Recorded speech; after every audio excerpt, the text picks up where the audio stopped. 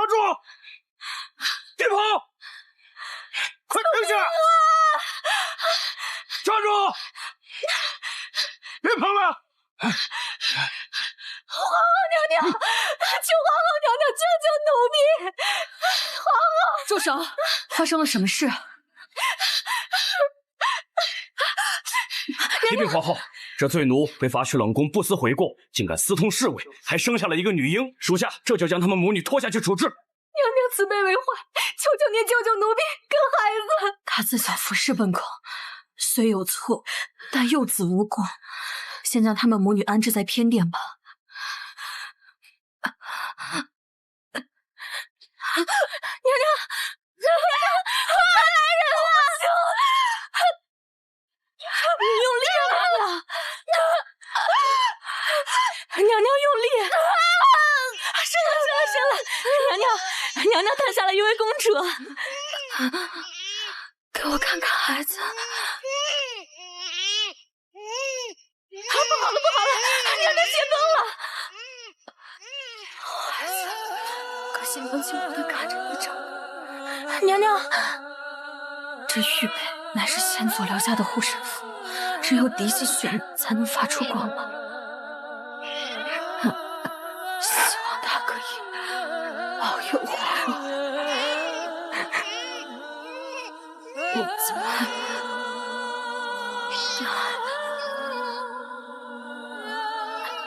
娘娘，快去把太医馆所有的太医都找过来，他止血的药来，把青莲参汤端过来。是。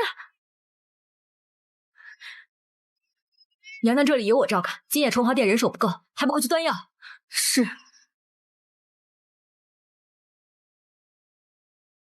娘娘容命，娘娘容命。人不为己，天诛地灭。娘娘，您到了下面别怪我，要怪就怪公主没有这个福气。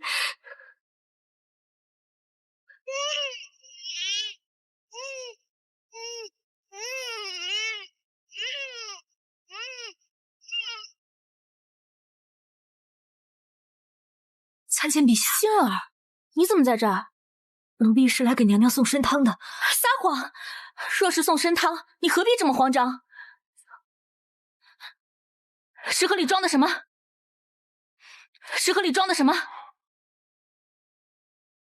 陛下，李太医，宫中唯你医术最高，不管怎么样，都要医好皇后。是。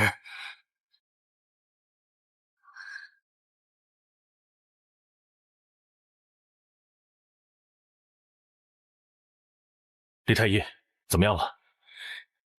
陛下，娘娘气血干枯，依然油尽灯枯。这回阳针可让娘娘清醒一瞬，还请陛下与娘娘尽早诀别吧。滚！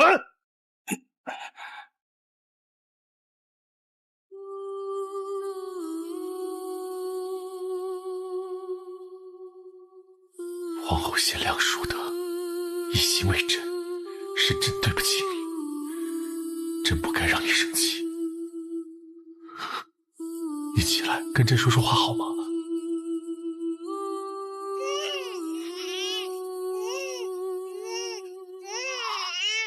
放心，朕一定会照顾好我们的皇儿，绝不让他受一点伤害。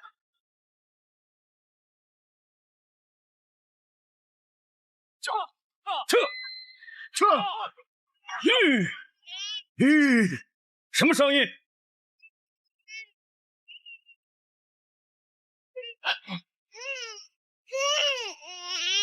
河里怎么会有孩子？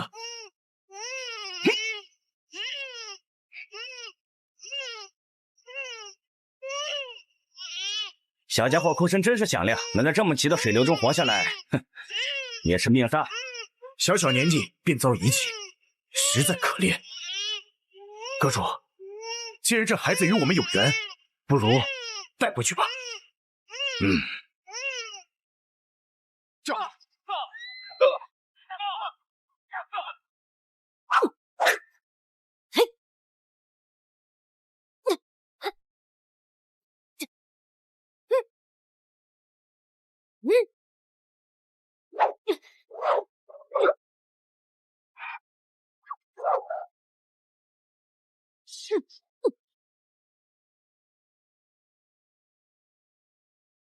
出来吧。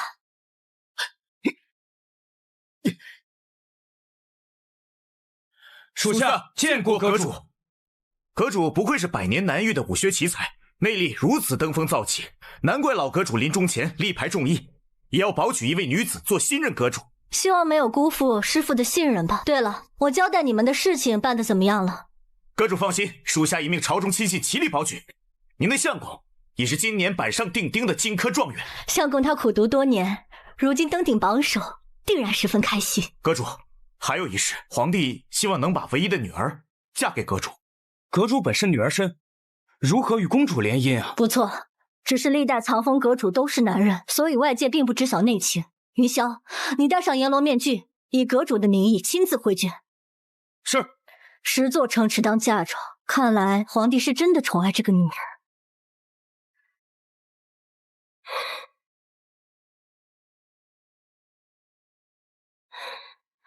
不知我的亲生父母又身在何处？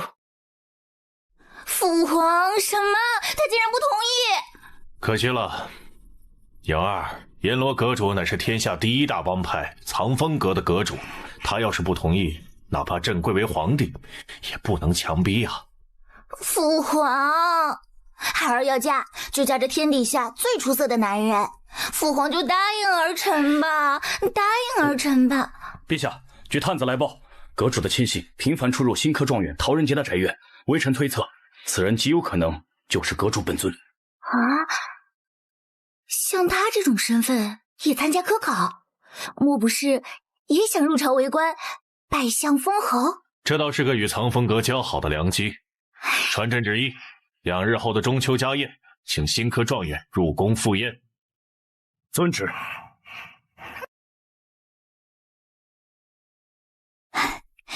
相公最喜欢我熬的鸡汤，他读书辛苦，该好好滋补才是。娘子，相公，晴儿，相公，我考上了，我终于考上状元了，恭喜你！相公，来坐。晴儿，今日不少同窗都来向我道贺，这种时候我们千万不能失了体面。给我拿10两银子，今天晚上我们一起去天香楼吃一顿，好好乐呵乐呵。好。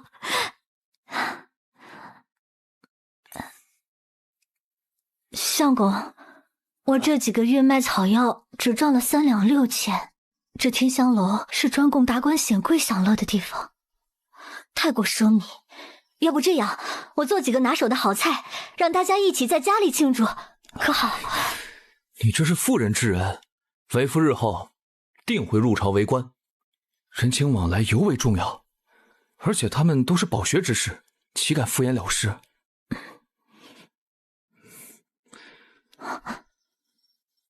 罢了，这些就凑合着用吧。好了，相公，这些都是小事，我们熬到金榜题名也算苦尽甘来。所以，你觉得什么时候我们办场正式婚宴才合适啊？如今我已贵为状元郎，而他……相公，新科状元陶仁杰接旨。传陛下口谕，要正3品以上官员带内眷入宫，赴中秋夜宴。新科状元也在受邀之列。臣遵旨，谢陛下隆恩。稍后会派马车来接您入宫，在下告辞。大人慢走。相公，听到了吗？皇上邀请我去参加中秋夜宴，必定是要重用我。相公，那我们的婚事是不是？晴儿，这么大的好事，我一定要去告知我的同窗好友。相公一定是太高兴了，所以没听清楚我说的话。杀气！拿去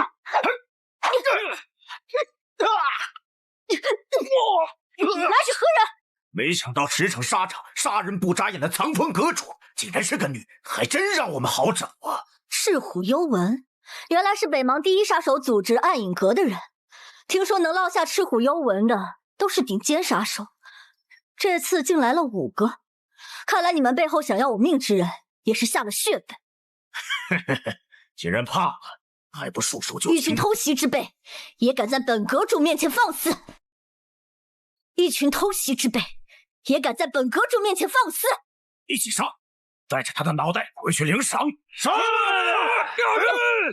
些术理！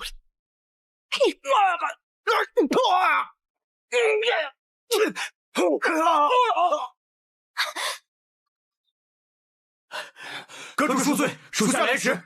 起来吧。谢阁主。这些人有备而来，不是你们的错。我交代你们的事情办得怎么样了？属下已派人通知皇帝，今晚我等会以藏风阁的名义出席宴会，并为状元奉上贺礼。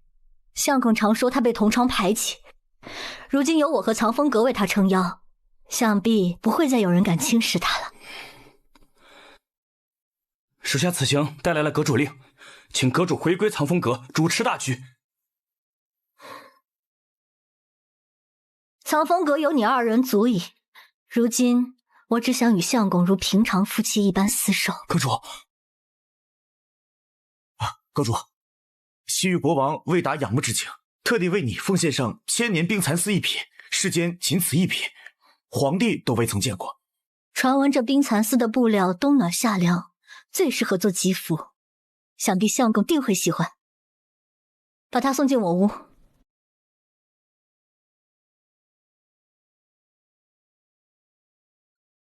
奴婢是公主殿下宫中的长侍嬷嬷，在此见过陶大人。公主，不知公主殿下有何吩咐？殿下听闻状元内眷出身乡野，不通礼法，吩咐过去聆听教诲，以免夜宴之上闹出笑话，丢了大人的脸面。我自幼熟读4书5经，精通琴棋书画，礼仪规矩无有不通，就不劳公主费心了。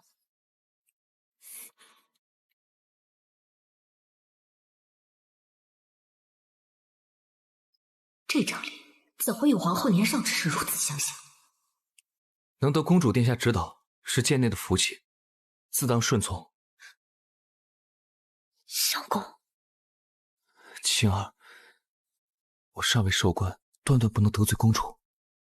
不过是去听几句教导，就只当是为了我们的将来。好吧，我随嬷嬷走一趟便是了。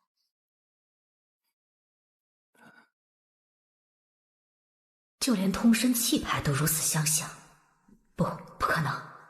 当年那女婴早就被扔进泻湖中，这一切一定是巧合。听说慕容姑娘自幼便是孤儿，不知是如何长大的。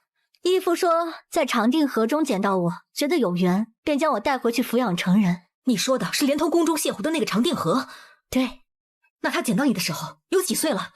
义父说捡我的时候还带着命蒂，奄奄一息，应该是刚出生不久。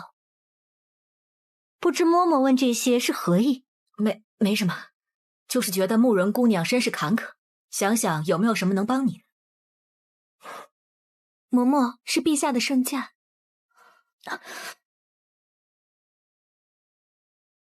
参见陛下。停。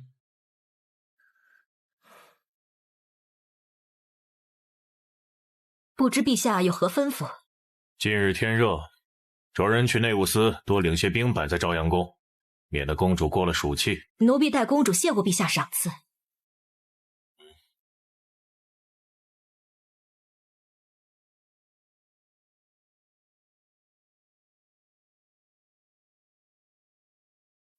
不管她是不是真正的公主，绝不能让陛下看到这张脸。民女新科状元陶仁杰之妻，参见长公主殿下。免礼吧，赐座。方才听姑娘说是陶大人的妻子，可本公主未曾听说过陶家下聘设宴，族谱之上也没有你的名字。按照大齐礼法，理应为妾。听说慕容姑娘出身乡野，想必也是不知道这些礼吧。陶大人文采斐然，而姑娘你却笔墨不通，想必私下里也难聊到一处去吧。我与相公时常秉烛夜话之天明，情投意合，就不劳公主费心了。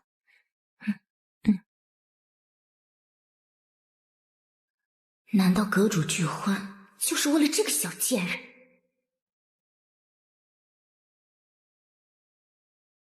这茶可还喝得习惯？民女未曾喝过如此名贵的茶，此乃南诏国的贡品，极为珍贵，除了皇室，只有藏风阁才有。姑娘，你未曾喝过，想必是未得阁主恩赏吧？听说这藏风阁阁主将天价贡品都卖给了江南富商，这换来的银子也接济了各地流民，在民间甚是一桩美谈。阁主心怀天下，本公主生在帝王之家，生来就是享受着荣华富贵的，那些蝼蚁的生死与本公主有何干系？怎么，你觉得本公主说的不对吗？时辰不早了，公主若无其他吩咐，民女告退。慢着，不知公主有何吩咐？本公主的问题你还没回答，就这样大摇大摆的走出去，莫不是不把皇家放在眼里？万物生于天地间，皆如浮游一瞬，本无高低贵贱之分。世人因受孔孟之道教化，进而知晓纲常伦理，是以才有君臣父子之别。你到底想说什么？我想说的是，公主你生而为君，享万民之风，应比旁人更能体察百姓之苦，想必不会是那等沉迷享乐，踩在百姓的枯骨之上作威作福之人吧？本公主自然不是。那若真不是，便是大齐之福，民女告退。岂有此理！公主息怒，何必跟一个贱人争一时之气？你是说本公主还争不过这个贱人吗？奴婢是怕公主气大，伤了自己的身子。这个贱人胆敢不把本公主放在眼里，不过是仗着阁主是她的相公。若她不再是阁主之妻，她还能如此猖狂吗？公主说的是，既然她没有这个觉悟，那本公主就不得不使用一些手段了。你亲自去护国寺请高僧来，我要为母后做一场超度的法事。公主难道是想利用皇后娘娘？母后乃是父皇最在乎的人，自我出生以来，她便撒手人寰。这么多年，我从未享受过她的爱护，今日也该是她为我出一份力的时候了。是。相公，青儿，你怎么来了？怎么？难道你不想见我？那你想见谁？没有，青儿，我无时无刻不想见到你。相公，其实有件事儿我隐瞒你很久了，一直想跟你说。什么事？我的真实身份其实是……哎，青儿，怎么了，相公？皇上约我面圣，你有什么事儿，宴以后再说吧。也好，那就等夜宴之后，我再把事情的来龙去脉一一讲给你。好。哎，相公，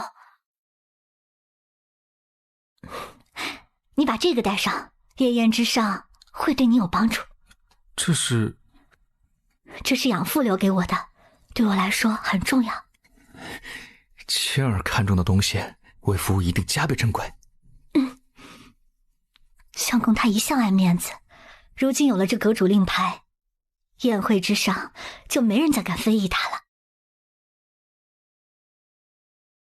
微臣陶仁杰参见公主。陶大人免礼吧，本公主来迟了，见你和夫人相谈甚欢，便不好再打扰。不打扰，不打扰。言儿在陶大人心中真的有如此分量吗？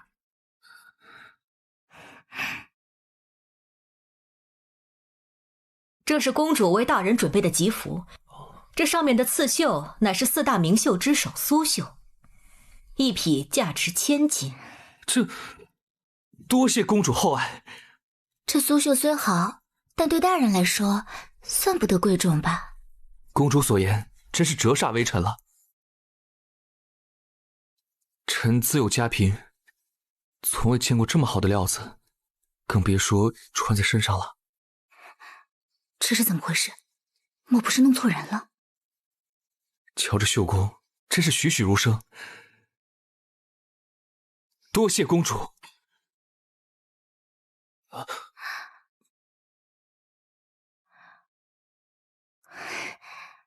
如此贵重的东西，陶大人可要收好才是。多谢公主，此物是个不值钱的铜牌罢了。臣一向不在意这些身外之物。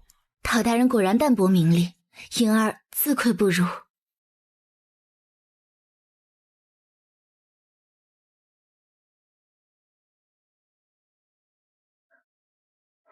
公公，这不是去夜宴的路吧？好像越走越偏了。这不是去夜宴的路，而是送你下黄泉的路。是谁要害我？是去地府阎王吧？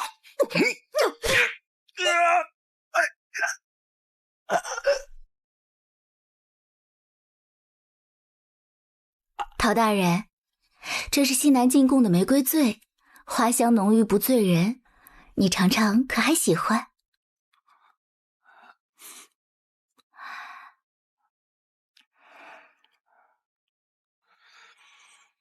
酒不醉人，人自醉。更何况今夜有佳人在侧，这酒香再浓厚，也不过是锦上添花罢了。好好。相公，青儿，他居然没死。青儿，你怎么来了？路上耽搁了点时间。相公，你为何没有穿我为你准备的冠服？这个……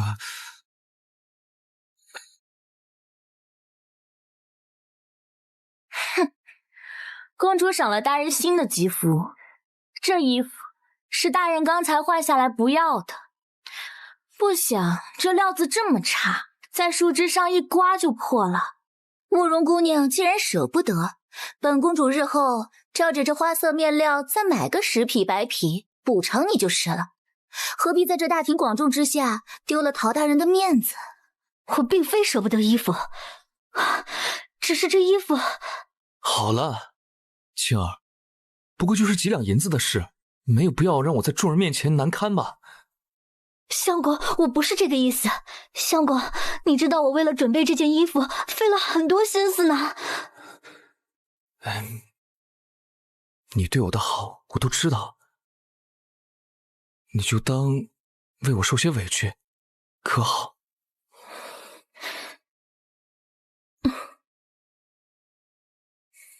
相公，那我坐哪儿？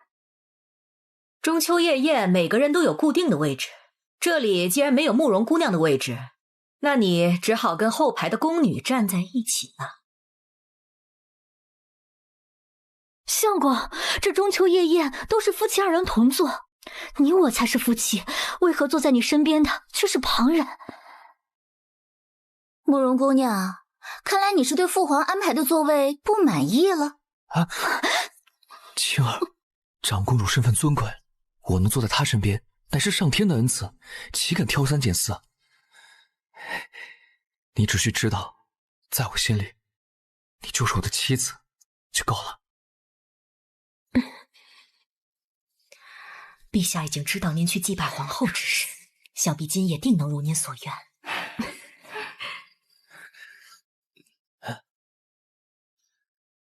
陛下驾到！吾皇万岁万岁万万岁！众卿免礼，都坐吧。谢皇上。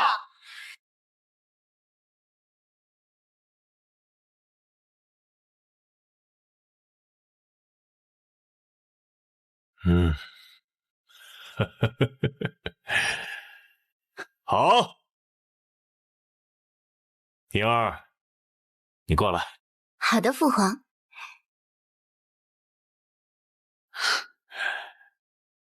方才朕听说你去拜祭你母后了，这都是莹儿应该做的。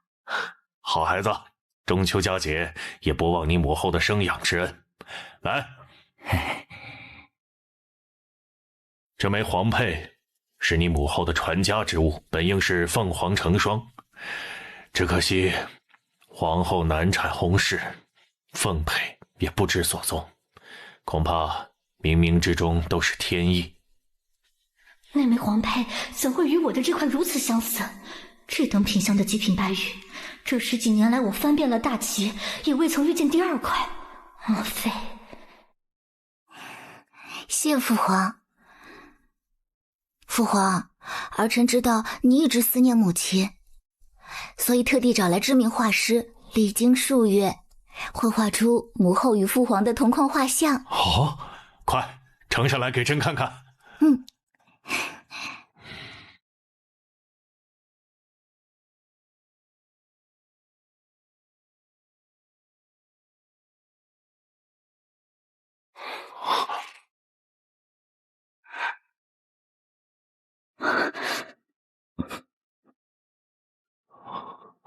这眉眼，这笑容，当真与先皇后一模一样。好孩子，你有心了。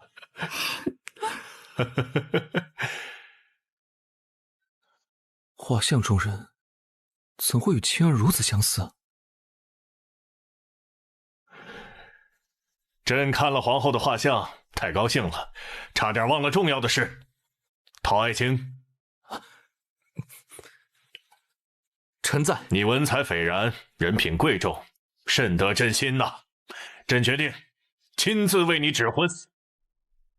这女子人品贵重，贤良淑德，堪为天下女子表率啊！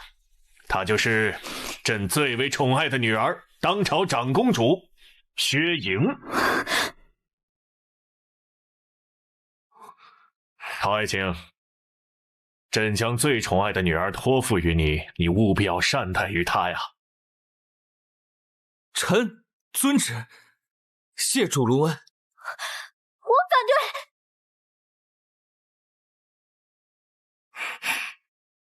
何人胆敢御前造次？陛下，民女慕容清乃是新科状元陶仁杰的发妻，并非民女有意犯上，只是我与相公早已婚配，岂能眼睁睁地看着他另娶旁人？陶爱卿，他说的可都是真的？相公，你快说句话呀！胡说八道！陶大人未曾设过婚宴，何来妻子之说？我与他虽无婚宴，但却有婚书为证。何况这些年都是我供养他的吃穿，没办婚宴也是为了他的学业考虑。相公，你曾说过此生只爱我一人，待你飞黄腾达，便八抬大轿迎娶我进门的，难道你不记得了？若是状元早已娶妻，那如何还能再娶公主？这不是欺君之罪吗？只怕这到手的富贵要化为泡影啊！是啊，陶大人，赐婚已成定局，若是此刻反悔，怕是打了父皇的脸。相公，相公，你要干什么？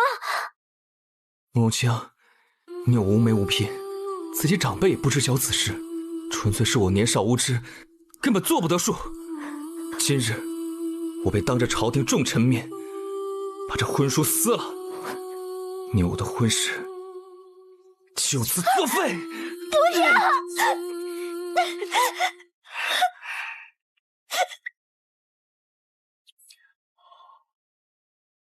从此你我二人恩断义绝，再无瓜葛。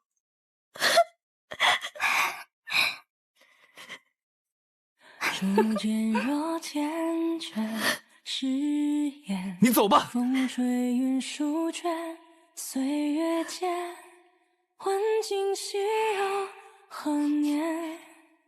心有喜叹，缘只缘，轮回过经年，弹指间，花开落魄。好一个负心薄幸的状元郎！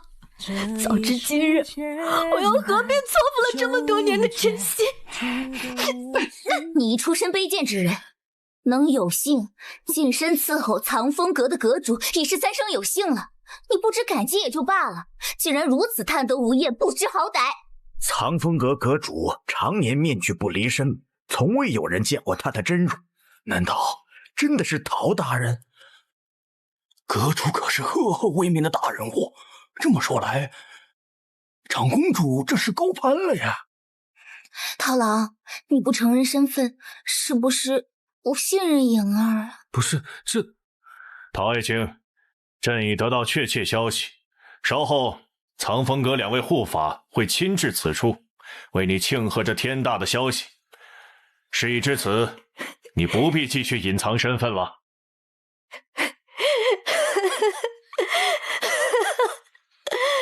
可笑，简直可笑至极！原来你非他不嫁，竟是为了这阁主的身份。是又如何？不是又如何？藏风阁阁主身份何其高贵，能与他共榻之人只有我大齐长公主，绝非你这粗鄙不堪的乡野村妇。你可都听清了，他选你并非真心。我喜欢的是陶郎整个人，绝非某个身份。哪怕是乞丐，我也愿与他厮守。你这贱人，少在这里搬弄是非，挑拨离间。妍儿说的对，慕容清，你就不要再这么死缠烂打了。我并非死缠烂打，你可知你冒充的是什么身份？藏风阁乃是天下第一帮派，今日你冒充他，明日你就会遭到全天下的口诛笔伐。放肆！阁主面前，岂容你这贱婢造次？薛莹，你为了成为阁主夫人费尽心机，却不知真正的阁主其实是女儿身。当日我奉旨拜访阁主，曾见过他一面。虽然他戴着面具，但身形绝不纤弱。我敢肯定，他是个男人。哼，慕容清，你听见了吗？那日你见到的，并非真正的阁主。够了！真是不见棺材不落泪。你既然想要证据，那本公主就给你这个证据。各位请看，藏风阁可号召百万教众的阁主令在此，谁还有异议？真的是阁主令啊！见过阎罗阁主。什么？这竟是阁主令？那他岂不就是……这令牌怎么来的？你心知肚明。事到如今，你还不肯回头吗？少在这里妖言惑众，拖出去杖毙！薛莹，天理昭昭，报应不爽，你必会为你今日的行为付出代价。岂有此理！莹儿是朕的宝贝女儿，你竟敢咒她死，如此藐视君威，犯上不敬！沈郎，给朕当庭诛杀！你，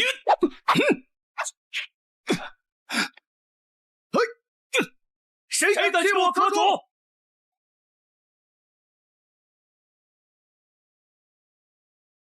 何人竟敢擅闯皇宫大内？阎罗面具在此，我乃藏风阁左护法。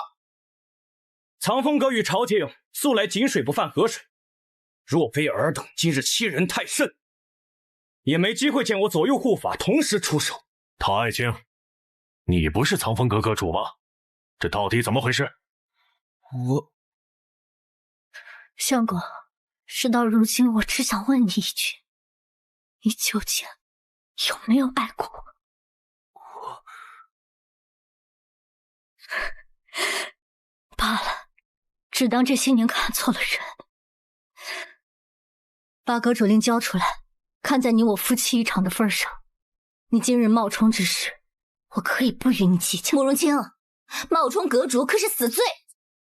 况且陶郎现在手持阁主令，眼前这些人若真是藏风阁的手下，理应都听他的。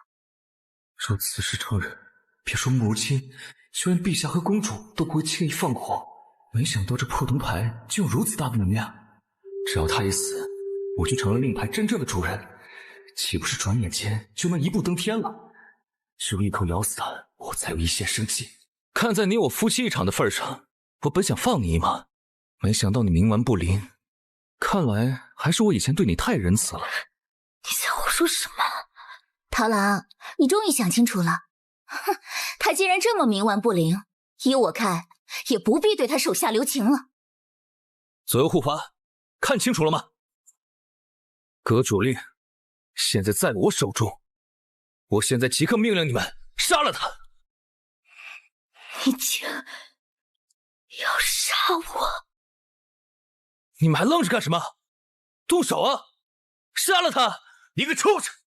为了荣华富贵，不惜杀害一路扶持你的贤妻，背信弃义，猪狗不如，简直枉读圣贤之书！你敢辱骂本阁主？你也活腻了吗？陶仁杰，我就当这么多年的知心喂了狗，从此以后，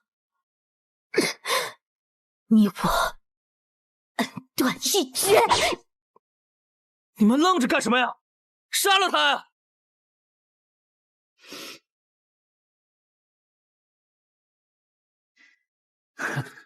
你想干什么？别过来！你只知道手持令牌者可执掌藏风阁，却不知这令牌只是一个主人，那个人便是我。令来！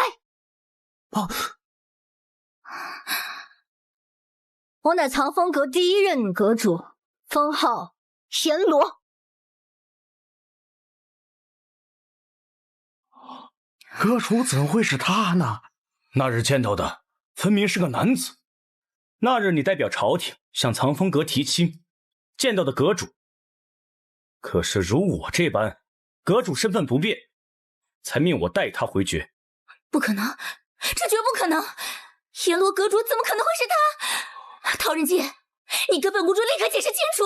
陶仁杰，你竟敢欺君罔上，你好大的胆子！瑶儿，我错了，我冒充阁主，只不过是想配上你公主的身份而已。看在我们夫妻一场的份上，这什么夫妻？我要嫁的是堂堂的阁主，绝非你这个无用的废物。不过一个小小的进士，还未加官进爵，有何资格穿这种层次的官服？来人，立刻给本公主把这身衣服扒下来！是。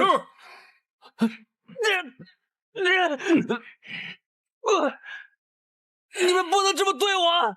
我是御赐的金阁状元。你的科考名次远在2榜之外，若非众位阁老宰辅齐力保举，朕是断断不会封你为状元的。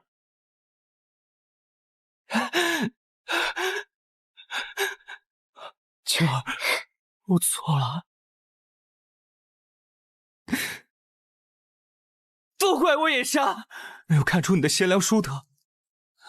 求你看在我们多年夫妻的份上，情深意重。夫妻之情，情深意重。拿这满地碎掉的婚书算什么？陶仁杰，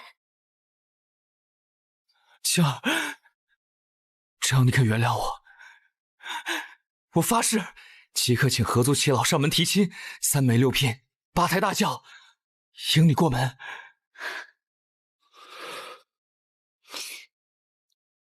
我并非没给过你机会，可你为了功名利禄，竟不惜置我于死地。像你这种贪婪狠毒之人，根本不配得到我的知心。陶仁杰，这都是你自找的。来人，将这个欺君罔上的罪徒给朕押入大牢，听候处置。遵旨。啊，走。100年修的同船渡，100年修的共枕眠。就算你不念在夫妻情分，你也应该想想你自己啊！你个残花败柳，谁会要你啊？我的手，我的手！再敢胡言乱语，亲手把你手划下来，喂狗！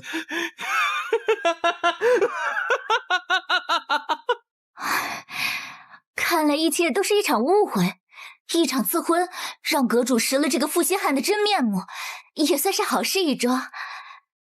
若今日我无法调动这令牌，想必也成了长公主的剑下亡魂了吧？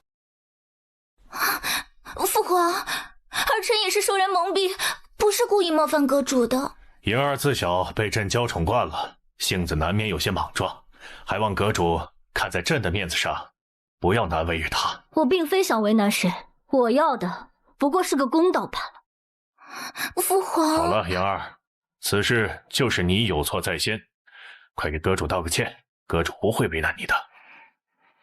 莹儿知错，无意冒犯阁主，还请阁主见谅。无论我是何身份，你都不该以公主之尊任意欺凌。古语有言，君仁者，以百姓为天，百姓与之则安，辅之则强，非之则危，备之则朋。望你谨记。阁主，莹儿记住了，我无意冒犯阁主，还请阁主见谅。连年征战，国库空虚，有大臣建议说，增加赋税以备军需。皇后，你怎么看？臣妾以为不可。哦，攘外必先安内，重税之下必多怨怼，何以安民生？君仁者，以百姓为天，百姓与之则安，辅之则强，非之则危，备之则亡。陛下，为何他给朕的感觉如此像先皇后？细看之下，就连这眉眼也如此深邃。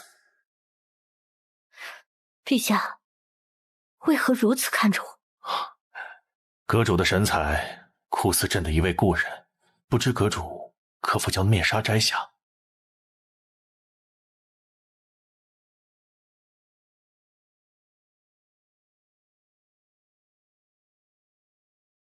你的脸……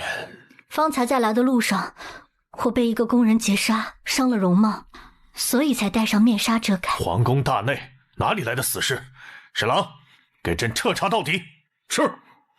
陛下，此事不急，我这里还有另一件事情需要陛下确认一下。方才在夜宴之上，你给公主的那枚玉佩，我也有块极为相似的。我想请陛下确认一下，是否为当年丢失的那块凤佩。玉佩在何处？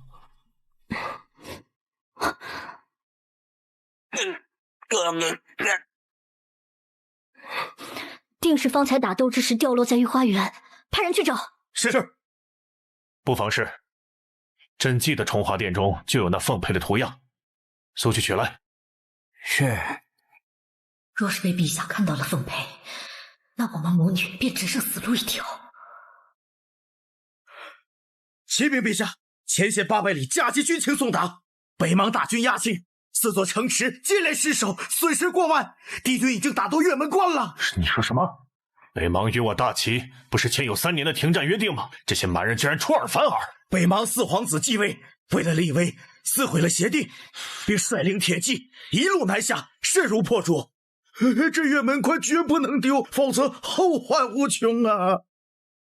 眼下调兵倒是不难，京城禁卫大营有20万兵马，调一半不是问题。可能敌北邙的将领人选？诸位君侯，谁愿出战？臣已年老，腿疾复发，恐怕不能胜任，请陛下体谅。陛下，臣一直负责南海战事，对这北邙人的战术不甚了解，恐难以胜任啊。此战，朕决定御驾亲征。什么？战场之上凶险无比，请陛下三思啊！陛下三思啊！朕意已决。那北邙军能如此势如破竹，不就是靠着皇帝御驾亲征鼓舞士气吗？我大齐也不能落了后风。我愿相助陛下，共同抗击北邙。阎罗阁主身经百战，有他相助，此战必定万无一失。那玉佩的事，陛下，此事不着急，军情10万火急，我先回阁中准备。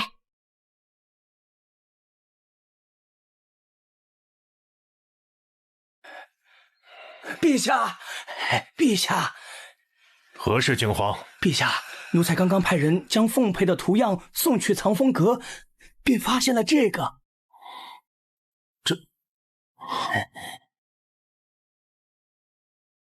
这是18年前遗失的那块凤佩，在哪儿找到的？陛下英明，正是小太监们在御花园的湖边捡到的。皇后的凤佩为何会落到藏风阁阁主的手中？她的眉眼也与皇后十分相像。当年皇后娘娘生下小公主，便撒手人寰，凤佩也不知所踪。时隔多年，凤佩再次出现，恐怕不是巧合呀，陛下。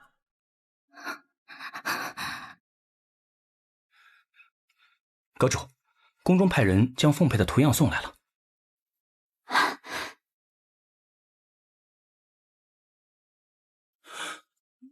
这不是阁主的玉佩吗？阁主与皇后长得一模一样，难不成阁主与皇后真的有渊源？我安排你们的事情办得怎么样？一切准备就绪，只等您的一声令下。即刻准备进宫。是。阁主，宫里的使女杏嬷嬷求见。她来干什么？让她进来吧，你们先下去。是。女儿，这么多年了，娘终于找到你了。你说什么？快请坐。你说清楚，这到底是怎么回事？当年我私通侍卫生下了你，为了救你的命，只好将你放入木盆，顺着泻湖流出宫外。娘当日身无分文，只能偷了小公主的玉佩，放入你的襁褓之中，期盼捡到你的人能看在此物贵重的份上，将你抚养长大。可我与皇后如此相像，那花想，我本是先皇后家族旁支的庶出，与她长得颇有几分相似。你长得并非像皇后，而是像我呀。只可惜我年老色衰。不过我看到你第一眼的时候就认出了你。你真的是我娘？千真万确。你的手腕上还有一块梅花形的胎记，是也不是？真的是他。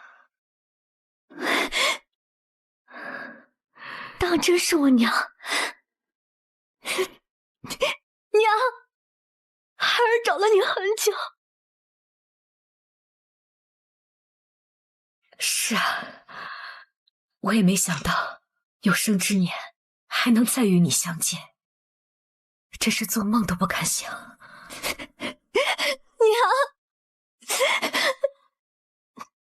娘在。女儿如今扬名立万，日后您再也不必担心有人伤害我们。明日女儿便让人张贴告示，将这个好消息昭告天下。万万不可！为何？娘不想坏了你的名声。娘当日是犯了宫规的罪人，幸得娘娘宽宥，我们母女才得以苟活。所以，日后我们应该善待公主。娘，您放心，女儿知道了。你们干什么？说，慕容清到底是谁？公主多心了，她什么身份也不是。本公主亲眼见过了那块凤佩，也去监牢见了陶仁杰，就连他都说那块玉佩是慕容清的。夜宴当晚你一反常态，事到如今你还想瞒？本公主看你是活得不耐烦了。奴婢知罪，公主所言极是。公主想知道什么，奴婢一定知无不言。慕容清到底和我母后有什么关系？那个玉佩为何在他手里？他到底是谁？你说呀！胆敢遗漏一个字，本公主饶不了你。她其实是我的女儿。堂堂阎罗阁主，居然是你这贱婢之女。也对，龙生龙，凤生凤，老鼠的儿子会打洞。像你这种卑微的奴才，能生出什么好种？本公主说的对吗？公主说的是。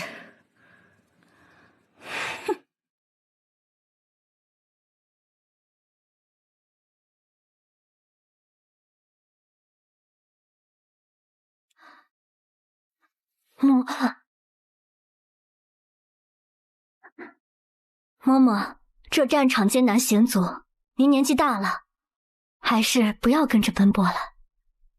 阎罗阁主还真是爱民如子啊，连本公主身边的一个下人都如此惦记。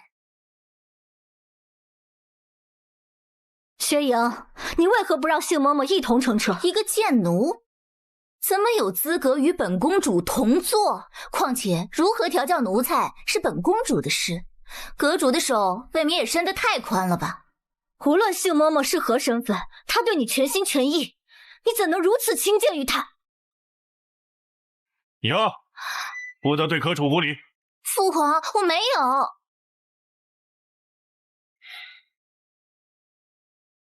阁主说的不错，杏嬷嬷照顾你这么多年，没有功劳也有苦劳，你也应当对她多照顾些才是。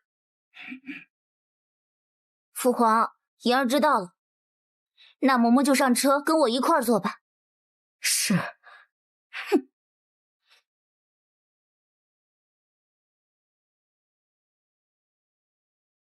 阁主，朕有些话想跟你商量，还请借一步说话。这块玉佩，可是你遗失在御花园那块？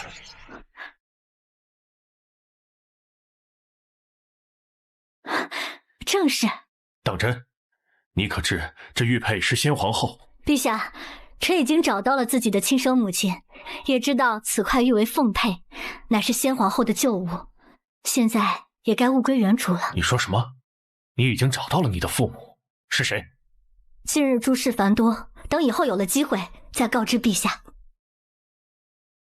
也罢，你既不想说，朕就不问了。只是朕还没有查清这玉佩背后的秘密，也未必就是当年先皇后遗失的那块，还是先交由你保管吧。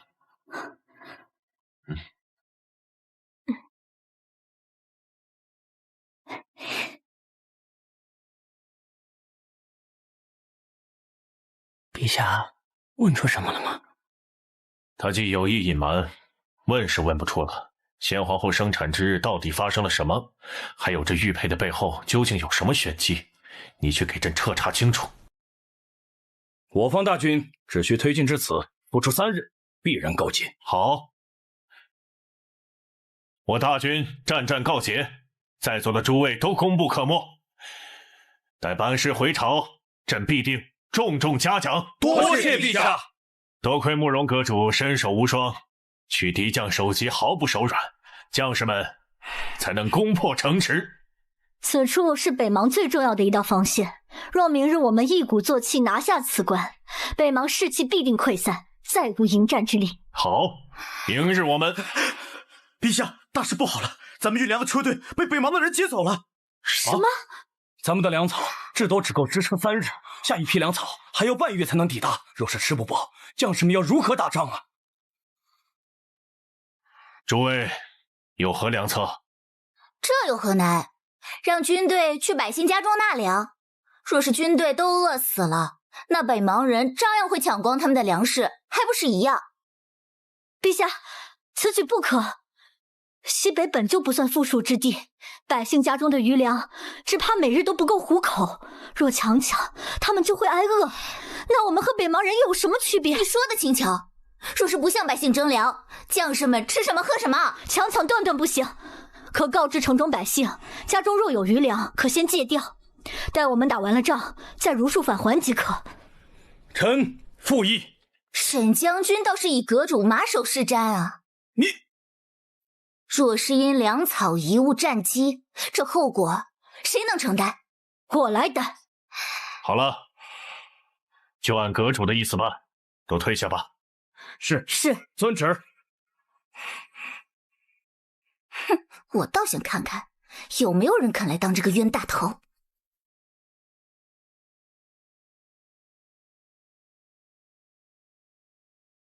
这都已经整整1天了，竟无一人来送粮，剩下的粮草只怕撑不过明日了。哼，这就是阁主说的让百姓自觉筹粮。人呢？粮食呢？照此看来，定是百姓家中都无余粮，就算强征也无济于事。哼，你说无济于事就无济于事，眼看着粮草库就要空了，若是真饿死了人，军心非乱不可。本公主倒要看看，到时候这后果你要怎么担？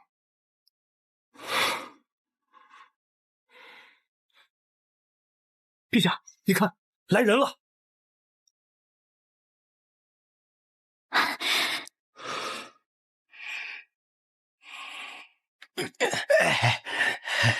听说各位军爷在此筹备军粮，我们一家老小啊，勒紧了裤腰带，也只能凑出这么多，还望各位军爷莫要嫌弃呀！啊，哎，不嫌弃，不嫌弃，多谢老伯，收下吧，收下。哎，这是啊，那些也都是我们村子里的村民，他们脚程慢一些，我们全村啊，一共凑出100来担粮食。不光如此，我们还通知了隔壁村，他们大概1、2个时辰就能到啊。大家放心，等赶走了北邙军，朝廷一定将大家的粮食如数奉还。当下之急是要把北邙军那群狗强盗给赶出去啊！赶走那帮强盗！赶走那帮强盗！赶走那帮强盗！赶走那帮强盗！赶走那帮强盗！果真是料事如神呐！朕今日才明白，藏风阁一个江湖帮派，为何能比朝廷更得人望啊？师父曾教导我，江山以社稷为本，有人才有家，有家才有国。我一直谨记于心。莹儿，你身为公主，也应当有爱民如子之心，这一点应该多向阁主学习才是啊。是，父皇，莹儿知道了。贱人，屡次三番害本公主当众丢脸，我看他就是故意为之。公主息怒。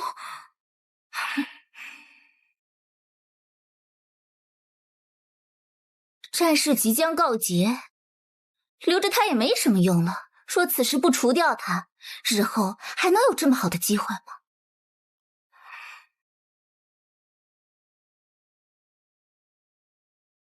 来人！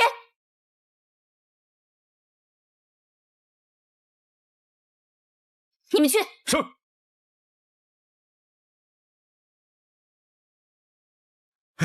不好了，失火了！粮草库失火了！粮草库严禁火烛，快！那到底从哪儿起的火？是陛下，阁主昨夜亲自带人巡查，发现起火点就在他的营帐附近，还有个未熄灭的火把。我等推断，可能是人为。什么？还能抢救多少粮食？昨夜有风，火势极大，我们竭尽全力抢救出几百担粮，至多可撑2天。陛下，保重龙体啊！这粮食是2城百姓一条一条凑出来的，是全军的希望。给朕查出来谁是主使，一律按通敌罪论处。遵旨。废物！本公主只是吩咐你将慕容清除掉，怎会将粮草烧光？公主恕罪，我们本来是找慕容清的，可谁知道火星飞到粮草库了。废物！纵火之人呢？即刻将他灭口，绝不能落到慕容清的手里。纵火之人刚出营就被抓了。完了，一切都完了。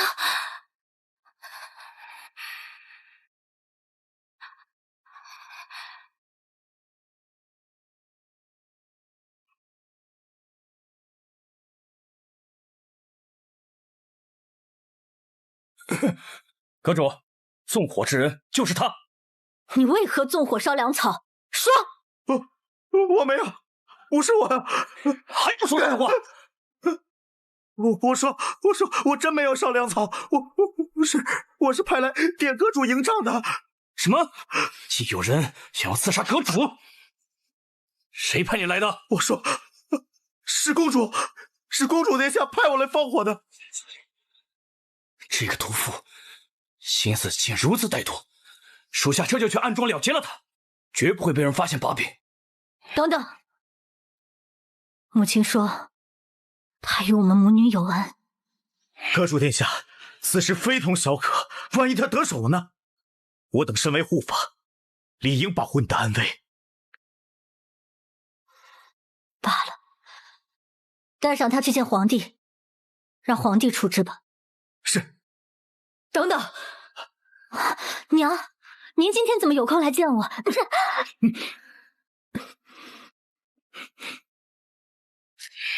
娘，我有没有告诉过你，皇后娘娘对我们有恩？就这一点小事，你还要害公主？我怎么生出你这么狼心狗肺的东西？事情并非你所想的那样，我并非想害公主，而是公主想害我。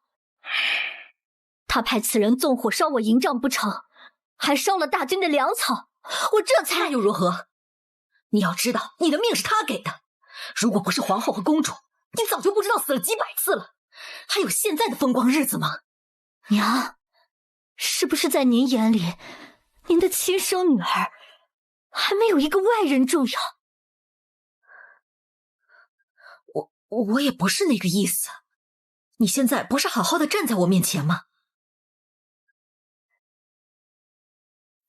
好了，青儿，公主就是小孩子脾气，娇蛮任性一些，你就听娘的，别跟她置气了，好不好？况且啊，这次事情公主已经知道错了，她就是一时嫉妒冲昏了头，没想真的害你。此事不只关乎到我，几万担粮草就这么没了，我要给皇帝还有士兵们一个交代啊！这个简单，把罪名都加在这个纵火犯身上，就说他是敌军的奸细，不就行了？那怎么行？怎么不行啊？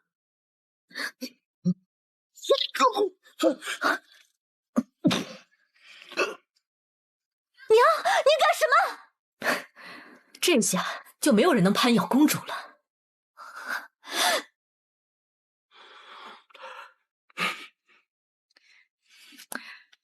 哎呀，好了，青儿，只要你不供出公主，你想编什么样的借口，娘都二话不说。杏嬷嬷，阁主差点被害，你非但不安慰他，还偏帮公主，逼他撒谎。天底下有你这么做母亲的吗？你是他亲生母亲吗？我们母女俩的事跟你这个外人有什么关系？少在这里挑拨离间，我看你就是不怀好意。你好了，依晨，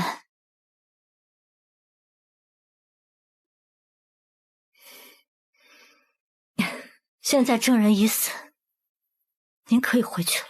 那公主，您放心吧，我不会说的。何况她是皇帝的爱女，就算皇帝知道，也不会拿她怎么样的。现在，您可以放心了吧？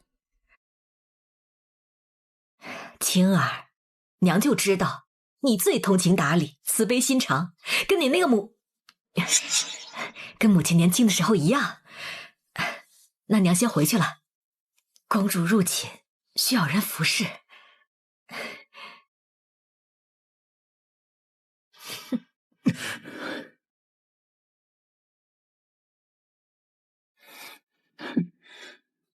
就这么放过那个毒妇，真是便宜了他。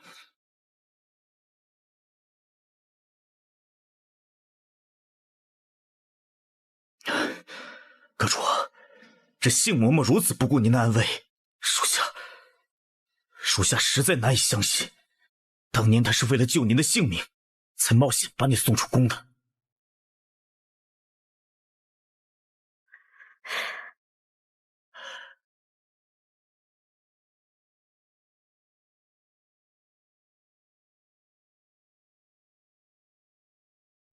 她是我的娘亲，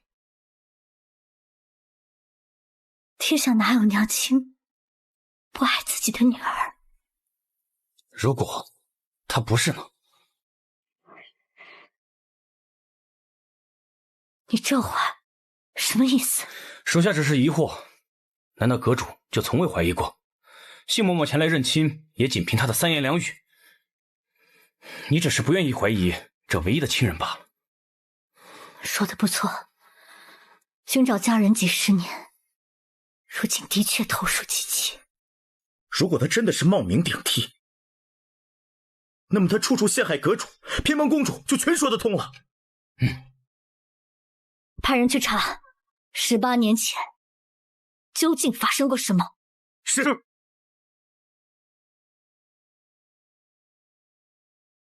北邙劫走了我军粮草，算着日子，他们后日便可卷土重来。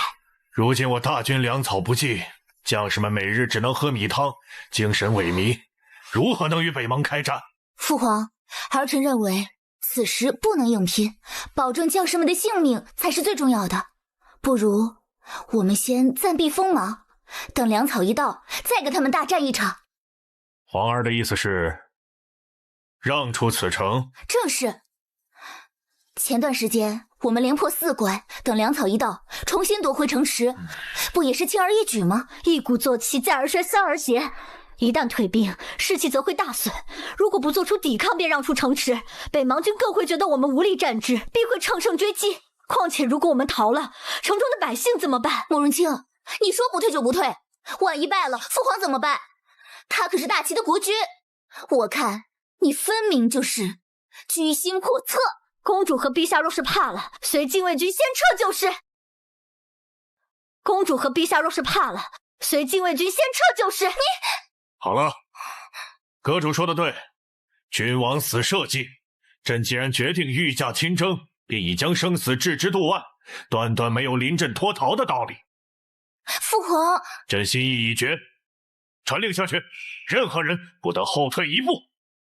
遵旨。等等，陛下，如今将士们体力不支，根本无法与强横的北邙军相抗，正面迎敌，无异于自投罗网。你的意思是不能打？是，大军不能开战。说打的也是你，说不打的也是你，怕了就是怕了，何必在这装的冠冕堂皇、沽名钓誉？如今我军粮草不济，士气不足，这优势在北邙。若想赢下这场战役，必须出奇制胜。阁主的意思是，擒贼先擒王。我与北邙军交手数次，对对手也有些了解。北邙军善骑射，所以以铁骑为主。况且他们没有国力培养如此多的骑兵，所以人数上还是以步兵为多。为了方便传信，将军的帅营必须设在骑兵驻地的后3里和步兵驻地的前3里之间。根据这一带的地形，唯有此处山谷四通八达，易守难攻，最适合做指挥的帅营。阁主的意思是要偷袭敌方帅营，这可是九死一生。曾经我也经历过此等绝境，但最后都化险为夷，所以这次我有70%的把握。陛下如果同意，我需要大军从外策应，无需真打，声东击西即可。沈郎，臣在，即刻起，你麾下所领3军，皆听从阁主调遣。遵旨。陛下，击杀主帅，北邙骑兵必定会全力围剿我们，所以这大路是不能走了。正好我知道有处山谷可以逃生。事成之后，沈将军看到烟花，带着弓箭手于此处接应我们即可。好，事不宜迟，今夜我便点兵出发。阁主，保重。是。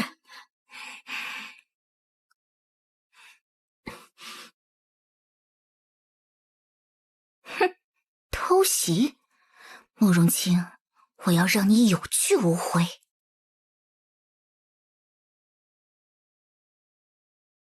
公主有何吩咐？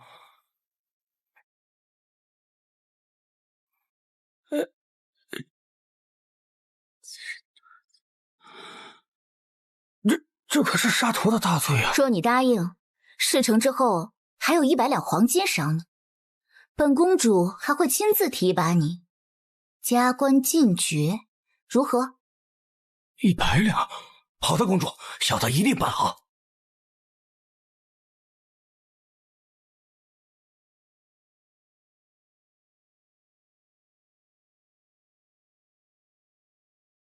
每2刻钟轮换1次岗哨，下次换岗之前，你们2人带人分头行动，把放哨和巡逻的护卫全部截全。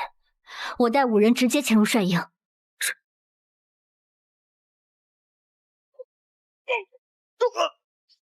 报告！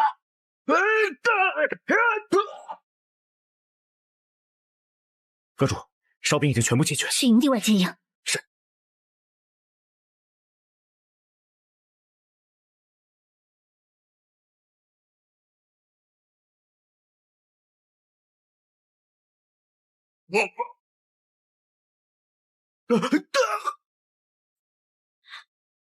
说出帅帐的具体位置，否则那个最远的地方就是帅营了，左边2个都是护营帐的位置，正3间房是副将的位置。饶命啊！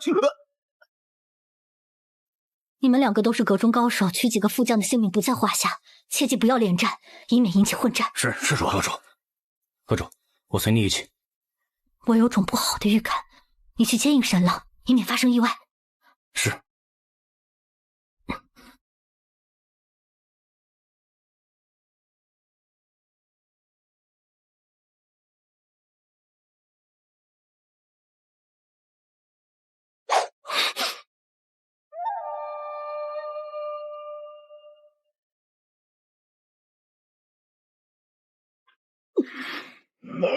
是。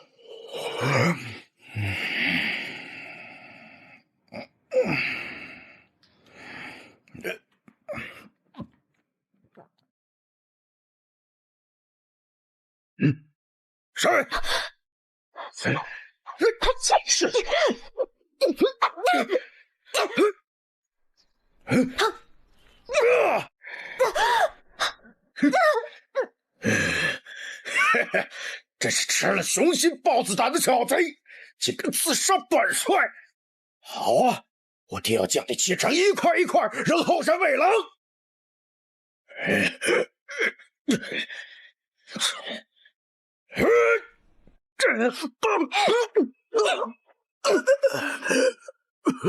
究竟是什么人？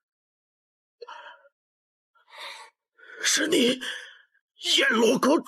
你带头图我大齐子民，烧杀抢掠，无恶不作，落到今日的下场，是你咎由自取。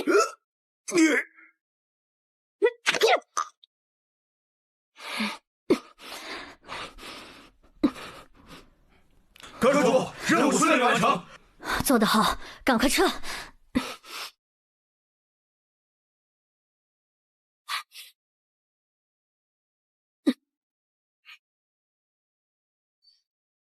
北邙军很快就追来，快走！走。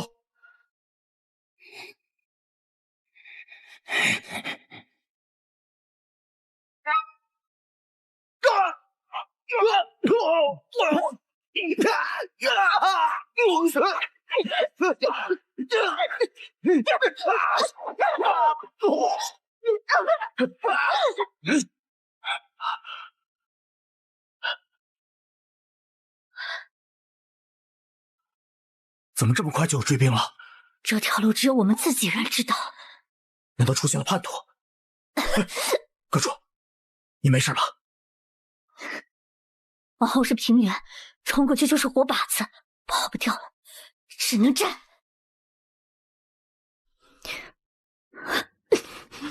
阁主，你没事吧？没事。往后是平原，冲过去就是活靶子，跑不掉了，只能战。你们这些残兵还不出手就擒，那就别怪本将军不给你们留活路了。能得阎罗阁主人头者，赏万两！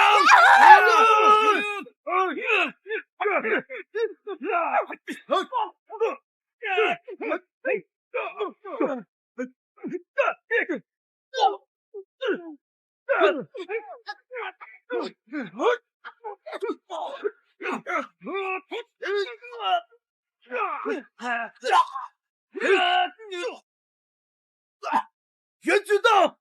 哦，他们援军到了！撤！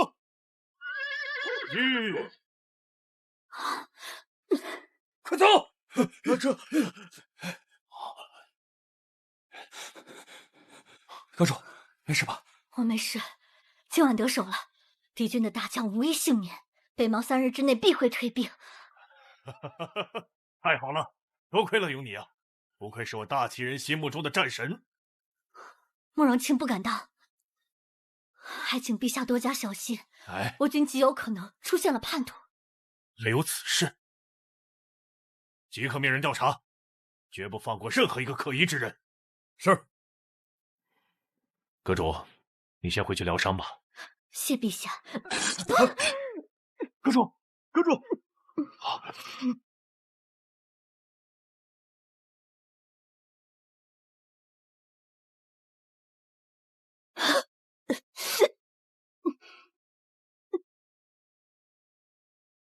难道是阵眼花了我账？方才那凤牌似乎亮了一下。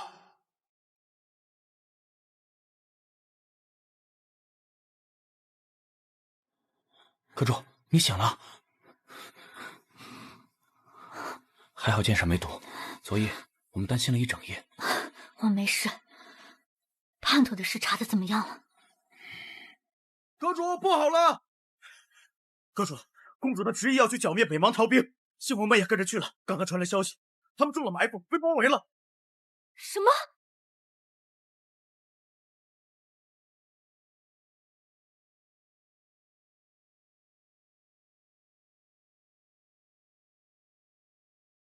小姐，有埋伏！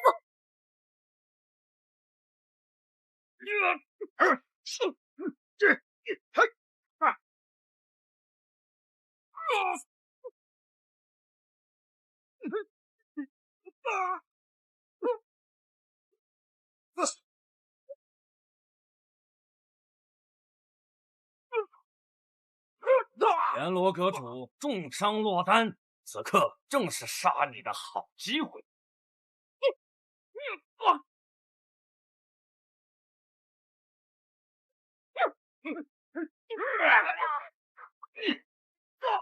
杀我！你还不够格！交出公主和她身边的人，我可以放你们离开。看来你很在乎这个公主的性命。不，他想救的不是我，是谢嬷嬷。谢嬷嬷是他的亲生母亲。本将军看这老妇尖嘴猴腮，倒是跟你长得很像，骗我，我杀了你！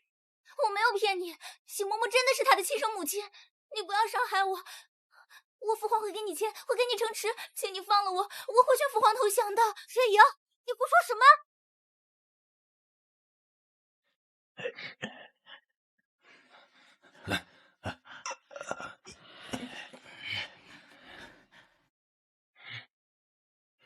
陛下，您吩咐之事已经查到了。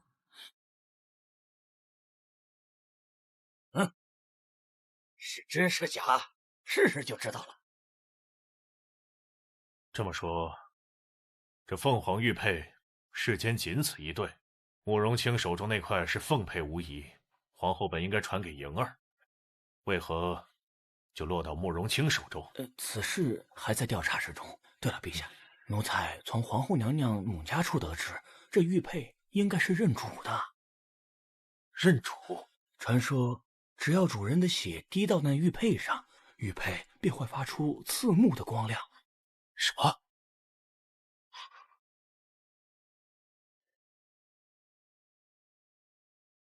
奴才不敢胡言乱语，只有皇后娘娘的亲生血脉才能点亮玉佩呀。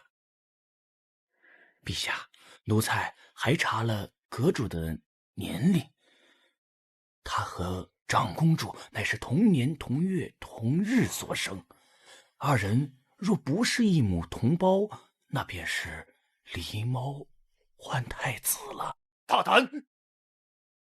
陛下息怒，查，给朕彻查到底！若有人敢混淆皇室血脉，害公主流落在外，朕定让他生死不如！不好了，陛下，大事不好了！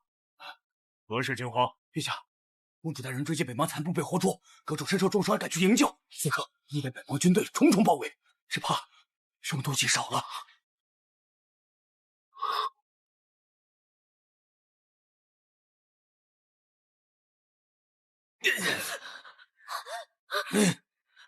中了一箭，竟还有如此臂力，看来他没骗本将军。这老妇果然是你看中之人。别杀我！救救我！你救救我！你不是武功高强吗？阁主，阁主，慢着，你有什么要求，我们可以商量。那你便跪下，给本将军磕3个响头，以息我军大败之辱。是什么？你若不听，我现在就杀了他！不要！那你还不快跪？不过就是让你磕几个响头，又不是要你的命。你不是自诩孝顺吗？难不成你想看你的亲娘被别人杀了，你才开心吗？青儿，求求娘，娘不想死，你就答应他吧。阁主，万万不可！你是堂堂阎罗阁主，岂能对一个下三滥折腰？属下替你跪。等等，这是我的家事，你们不必插手。那还不快跪！下跪，磕头！下跪，磕头！下跪，磕头！阁主，你再给我磕3个响头听听，记住，一定要响！我也不想死，求求你，快磕！求求娘和公主。娘，您放心，女儿一定不会让您有事的。阁主，慕容清，你也有今天。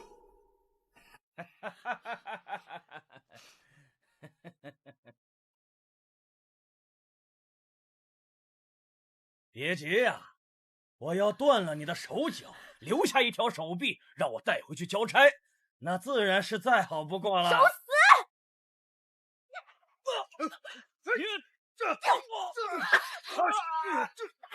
一到，你这个头像还能留下一条全尸！你死了，也拉一个垫背的！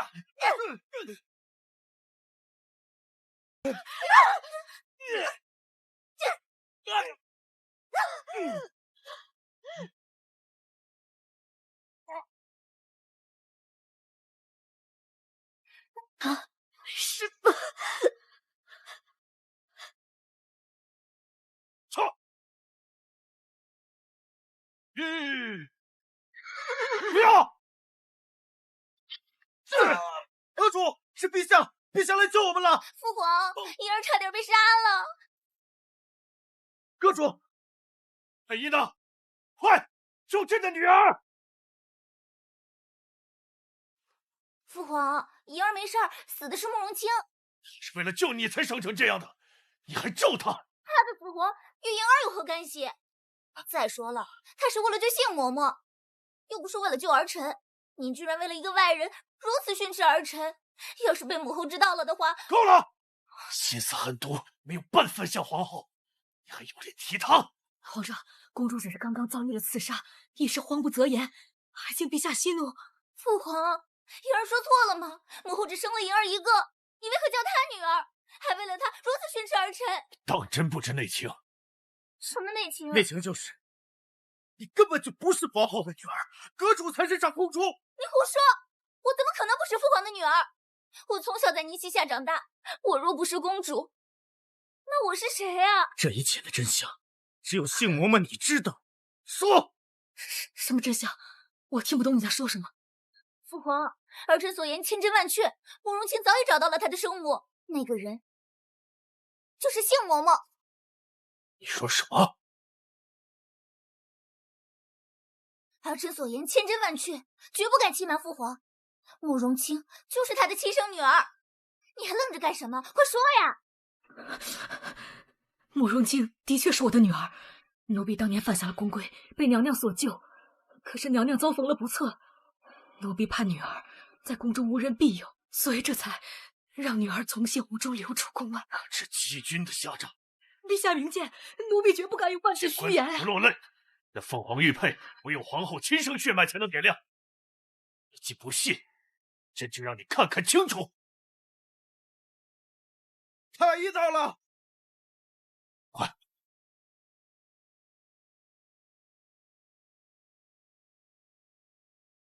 怎么样？伤势如何？陛下，阁主中箭又中刀，伤了肺腑，恐怕凶多吉少啊！朕让你来是听你讲这些废话的吗？若医不好他，统统去给他陪葬。陛下息怒，老臣祖传的针灸之术或许可以一试，只是此处不宜施针，须得尽快转到军营。那还愣着干什么？速速回营！是。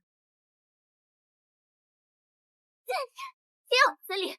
慕容清这个小狐狸精，竟然连父皇也敢迷惑！公主息怒！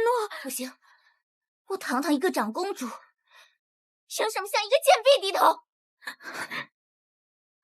我现在就去父皇面前拆穿他的真面目。公主要去哪儿？你来的正好，跟我去见父皇当面对质，绝对不能让这个小狐狸精得逞。不，公主，不能对峙。你想干什么？难不成你也要让那个贱婢欺负在我头上？想必本公主素日里对你们太过仁慈，竟纵得你们母女不知死活。来人，是，将这个贱婢拿下，跟本公主一起去见父皇。你想做什么？公主，请您看在奴婢多年侍奉尽心尽力的份上，并退左右，听奴婢一言。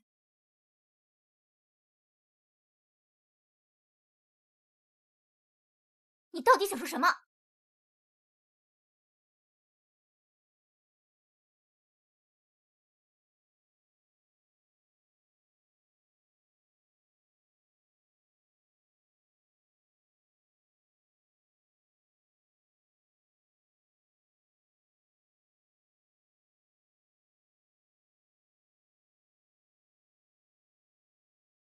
陛下说的没错，慕容清才是他的亲生女儿，而你其实是我的骨肉。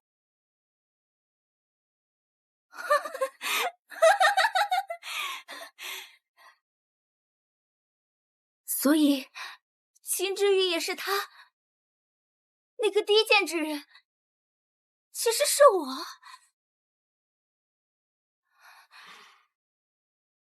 不可能，我的母后是高高在上的中宫皇后，我怎么可能是你这卑贱之人所生？娘说的都是真的，娘知道自己出身低微，但是娘愿意为你做出任何事，哪怕搭上娘的性命。不可能，我不听，我不信！我怎么能是一个贱婢所生？我怎么可能是出身卑贱的奴才？滚！你给本公主滚出去！滚出去！莹儿，是娘对不起你，但是娘所做的一切都是为了你好。为了我好，你为了我好就不该把我生下来，让我从高高在上的公主变成奴才，你还不如让我去死！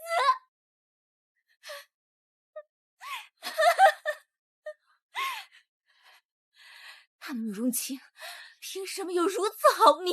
莹儿，娘知道你怨我，但是眼下不是意气用事的时候。慕容清和先皇后长得太像了，而且又有玉佩证明身份。倘若此事败露，我们母女二人绝对没有好下场。那怎么办？那怎么办？你快说呀！事到如今，也只能死马当活马医了。陛下再怎么怀疑，但他还没有证实。倘若让慕容清一直闭嘴，我们还有一线生机。没错，一定不能让慕容清醒过来。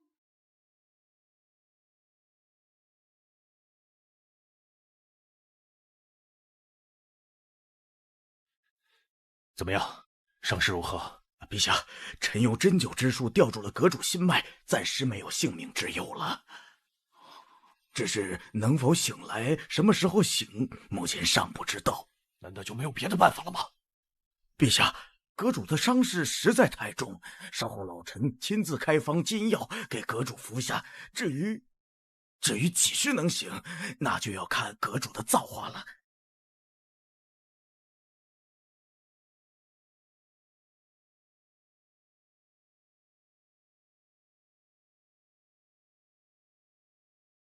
你们两个也下去吧，朕陪青儿说说话。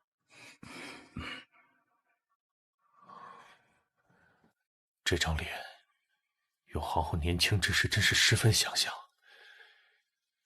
朕竟然现在才发现，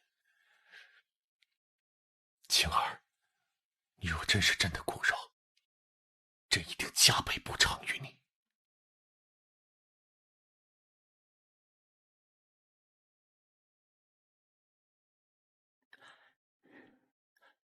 陛下，您吩咐调查之事已经有眉目了。说，正如陛下猜测，杏儿确实有个女儿，是私通侍卫所生。她女儿和小公主是同年同月同日所生，而那婴儿在皇后娘娘生产当晚便无故夭折了。夭折了？杏嬷嬷对外说是夭折，可那婴儿的尸骨至今尚未找到。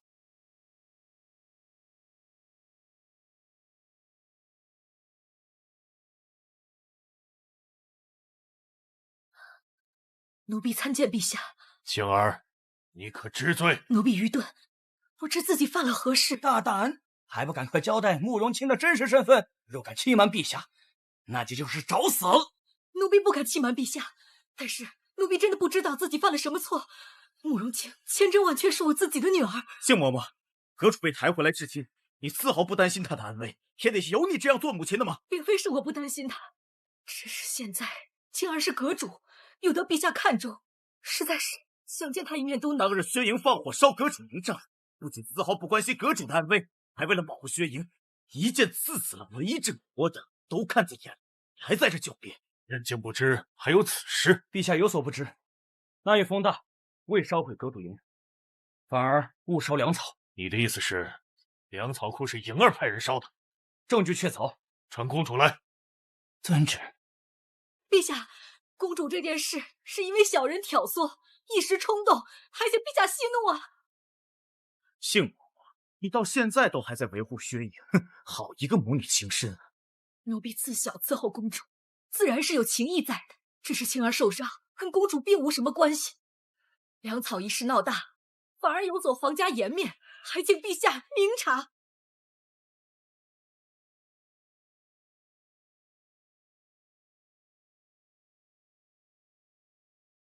父皇，儿臣可是您亲眼看着长大的，你怎么能凭借他们的三言两语就怀疑女儿的血脉？若是此事被天上的母后知道了，不知道会有多伤心。你先起来吧。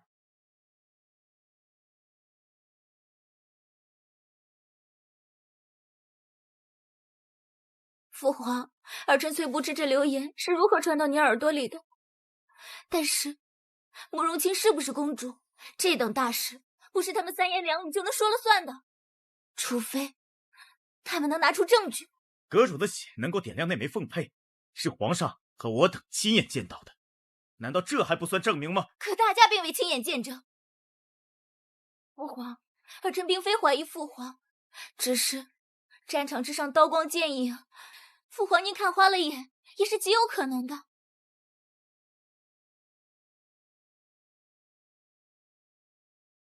至于你们，都是慕容清的心腹，他们所说的话如何能信？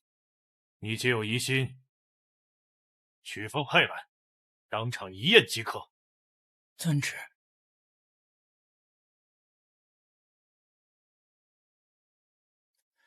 陛下，这是奴才亲自取的阁主的指尖血。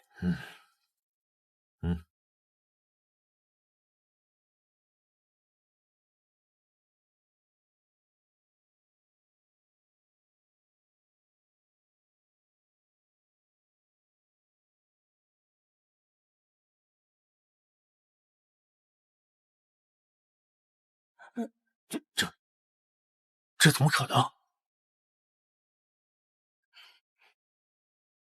怎么回事？血和玉佩都是从阁主身上取下来的，并无问题啊。皇上，您都看见了，慕容清真的不是皇后娘娘的血脉。可那日朕分明……父皇，玉佩发光到底只是个传说，说不定时隔多年，那玉佩早失去了这个功效。儿臣以为以此作为证明，不足以相信。难道真的是朕认错了？至于你们公然混淆皇室血脉，到底是何居心？你罢了，此事是朕起疑在先，与二位护法无关，不必再争执了。父皇，朕罚了。你们退下吧。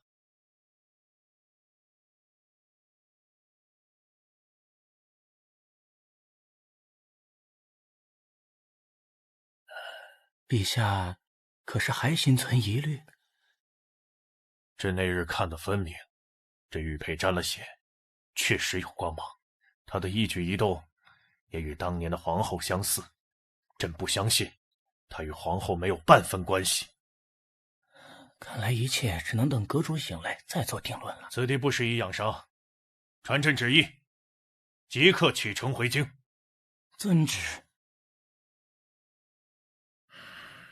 幸好没人认出那凤佩的问题，否则谁也别想从本公主手里夺走荣华富贵。偷换玉佩这一招瞒得住外人，但是慕容清她佩戴了18年，她若醒来，必定一眼就认出来。哼，那就让她永远不要醒过来。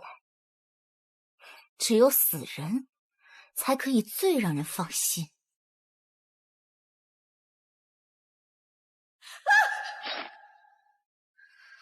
莹儿，他毕竟救过你我，或许还有别的办法。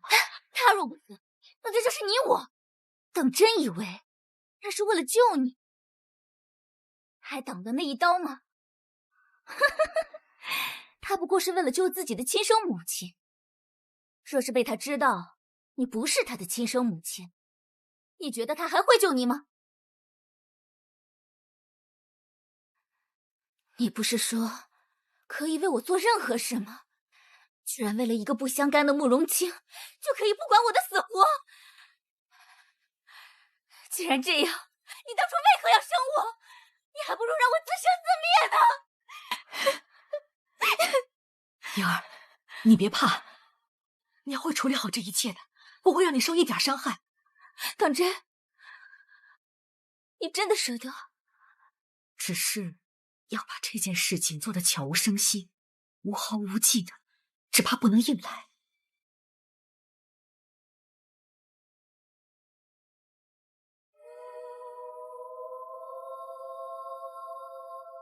这是本公主从京城带来的剧毒，此毒没有解药，就连银针都无法测出。只要让慕容清服下，她便会悄无声息地死去。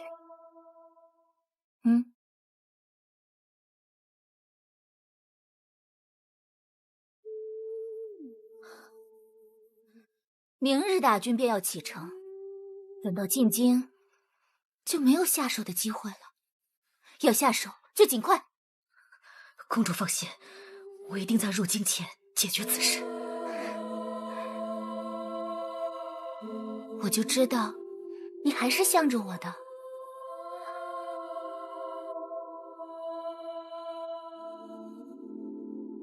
你叫我什么？娘。你终于肯认我了，女儿，你终于肯认我了，女儿。娘，只要慕容清死了，我们母女就能平安的活下去，日后还有很多可以诉情的日子。好，娘答应你，只要是为了你好的，娘都会去做的。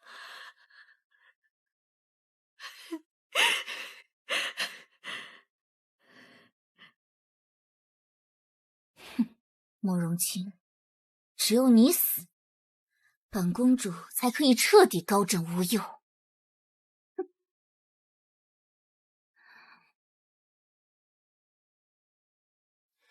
阁主伤势已经见好，按理说也该醒了，为何丝毫没有睁眼的迹象？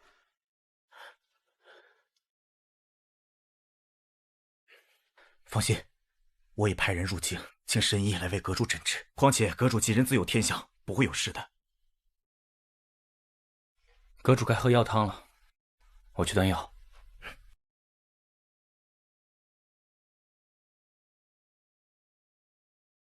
是。来人！将军，发生何事？你们在这守着，我去就回。站住！站住！干什么的？我是来给阁主送药的，你们之前见过。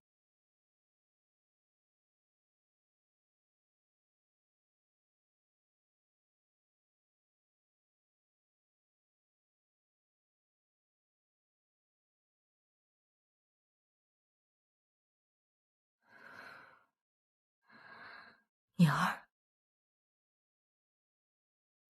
青儿，这张脸当真与皇后娘娘当年一模一样。当年幸得娘娘慈悲，救了我们母女二人一命。18年过去了，又是你救了我们，我们母女二人欠你们太多。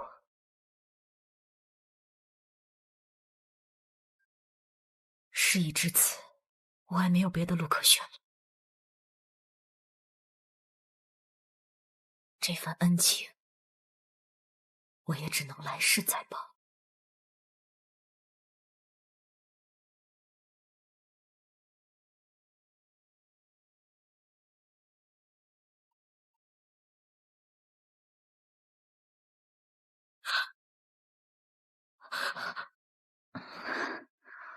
你什么时候醒的？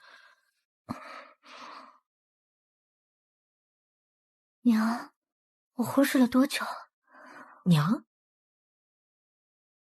看来刚才那些话他并未听到。你昏睡了多日，娘亲一直很担心你。我没事，并未伤及肺腑，只是看着吓人。您不必担心。那就好，那就好。娘，您这手里拿的是什么？这是娘给你熬的补药，看你受伤了，身子虚，需要多补补。这里面有人参、灵芝，对你身体有好处的。既然醒了，趁热喝了吧。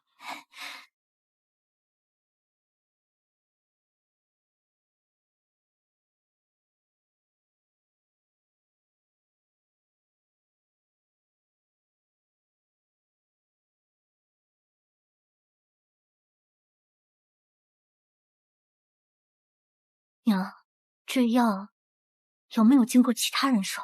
没有啊，这都是我自己现抓现熬的，有什么问题？这药的味道……快喝吧，凉了就没功效了。快！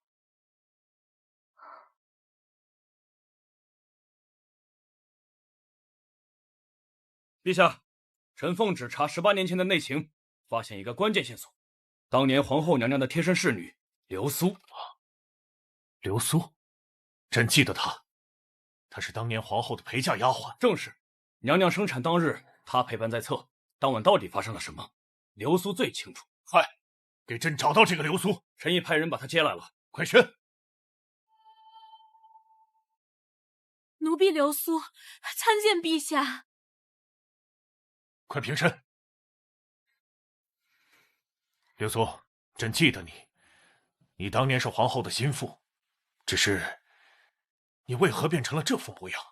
当年都怪奴婢一时疏忽，让娘娘受到冲撞，以致难产血崩。奴婢心中有愧，自请皇陵替娘娘守墓一事。什么冲撞？是谁冲撞了皇后？为何没人告诉过朕？当年杏儿带着她刚出生的女儿来求皇后娘娘庇佑，慌乱之中冲撞了娘娘，致娘娘难产。上！陛下息怒，娘娘念及主仆情分，让奴婢不能告诉陛下此事。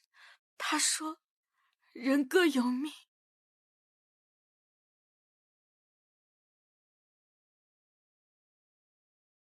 那天晚上还发生了什么？那晚奴婢亲眼看见娘娘和小公主的血将玉佩点亮，血脉一事绝非偶然，而且小公主的手腕上同娘娘有一样的梅花状胎记。后来我从护国寺请圣驾回銮之后，小公主的胎记便不见了。你当年为何不说出来？当年奴婢太过悲伤，以为是自己看错了，怎么也想不到竟真有人狸猫换太子。此事虽险，却胜算极大。正是，自从沈统领和奴婢说了前因后果，奴婢这才知道，公主当年极有可能被换，玉佩也是因此丢失。倘若此事属实，朕定要将害皇后与公主之人处以极刑。陛下，当务之急是先确认公主的身份，即刻便去。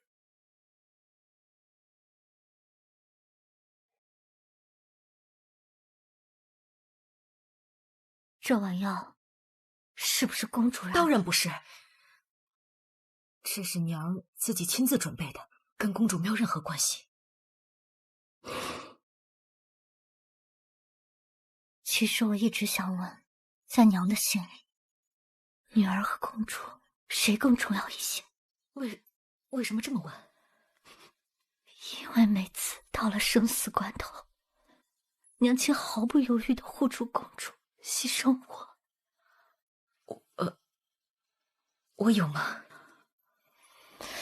粮草库失火那次，你为了护着公主，毫不犹豫地杀了证人，完全不顾及女儿的感受。还有树林那一日，您本可以挡下那一刀，而我却看到你是自愿挡在公主面前的。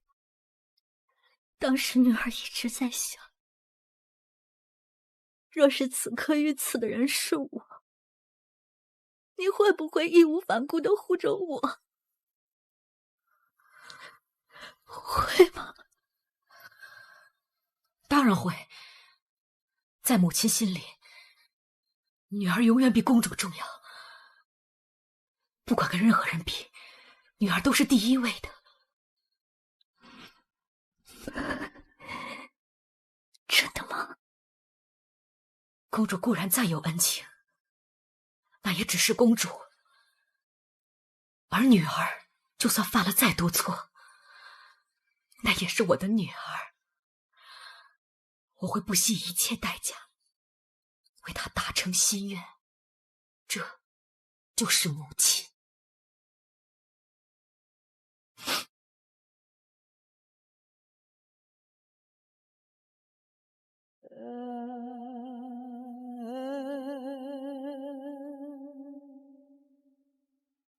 谁让你进来的？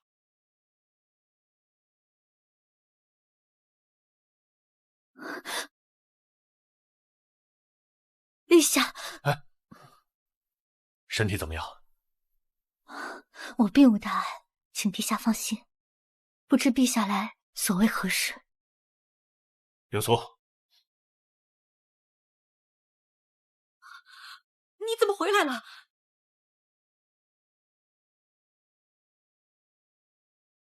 你是？奴婢刘苏是先皇后的贴身侍女，奉陛下之命，前来确认姑娘的身份。确认我的身份？难道我还有其他身份吗？姑娘，不知道你左手手腕上是否有一个红色的梅花状胎记？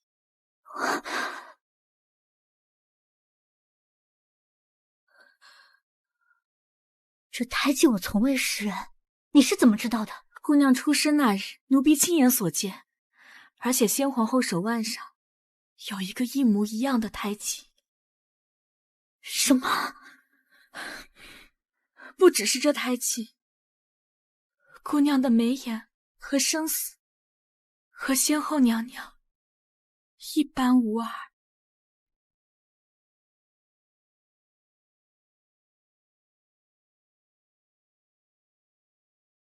你不是说我与你年轻时一模一样吗？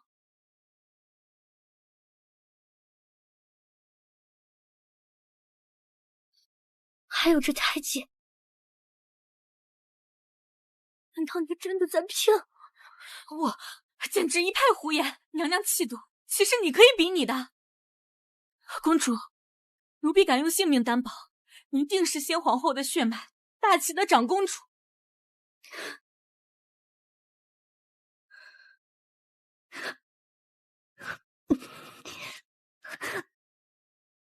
他说的都是真的，真吗？你一直都在骗我，根本不是我的母亲。不，你不是真的公主，你就是我的女儿。还敢狡辩！傻郎，安在，将这个罪奴给朕拿下！来人，把他拿下！雪莹才是真正的公主，青儿，你不能听信这个女人三言两语你就怀疑娘啊，青儿！我这有个办法，可以即刻证明公主的身份。皇后娘娘生产之日，奴婢亲眼看见皇后娘娘和公主的血将玉佩点亮，将玉佩取来，滴血一验便知。我的血的确能让那玉佩发出光芒，我只是认为那是玉佩的特殊性，没想到与我的血脉有关。你不要听他信口开河，那玉佩见血发光只是巧合。那日当众用你的血滴在凤佩上，凤佩并未发亮，你忘了？陛下，你也是亲眼见证。朕已命人回京将皇佩取来，再重验一次。你可介意？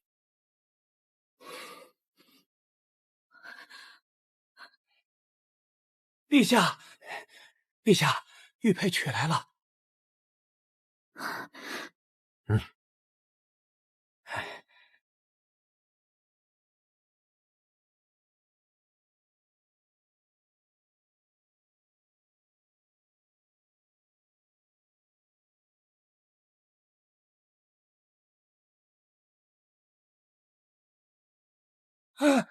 陛下，玉佩亮了，亮了！高嫔真是小公主啊！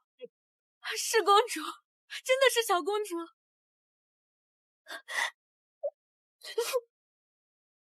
父亲，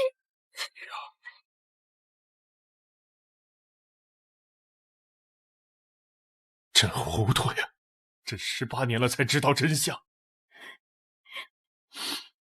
是你孤独飘零流落在外，朕对不起你，也对不起你的母后。若是皇后娘娘还在，不知道多心疼小公主。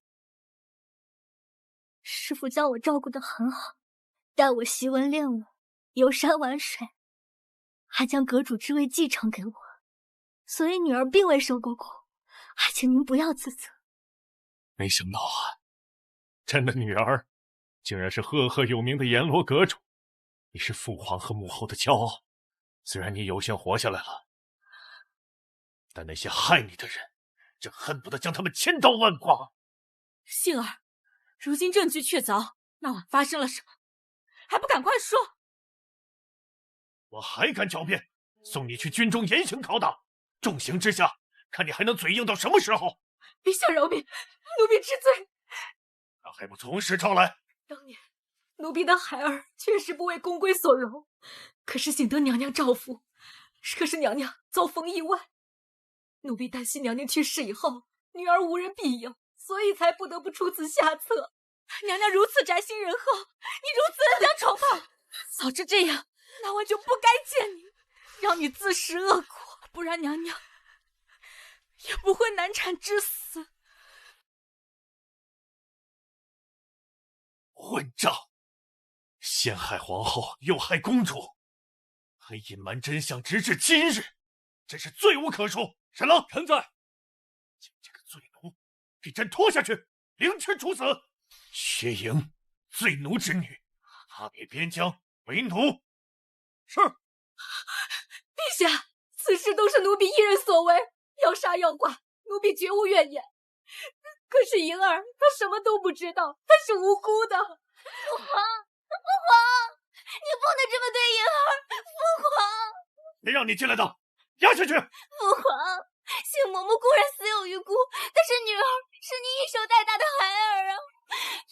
女儿从出生，从未惹父皇生气过。纵然我不是你的亲生骨肉，你又怎么舍得对我如此狠心啊？父皇，莹儿是女儿之身，若是被发配为奴，必定受尽凌辱，那跟死了有什么区别啊？父皇，只怕那比死还要难过100倍。父皇，我是你最爱的女儿啊！父皇，你觉得此女应当如何处置？父皇都听你的。公主殿下，你和皇后娘娘一样慈悲为怀，还请您饶过莹儿这一个，她真的什么都不知道，一切都是我的错，她都被蒙在鼓里，她是无辜的，公主殿下。他当真对这一切都不知情吗？难道他真的什么都不知情吗？千里迢迢从京城把毒药送过来，就是为了取阁主的命。此女人哪有良心？奴婢拜见陛下。怎么回事？什么毒药？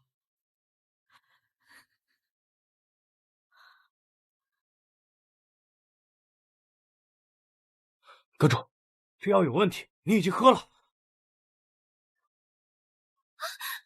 不要杀他！药是我断的，也是我骗他喝的。你们要杀就杀我，求求你们啊！我告诉你们两个，若今日阁主出了任何问题，你们两个都得下去陪葬。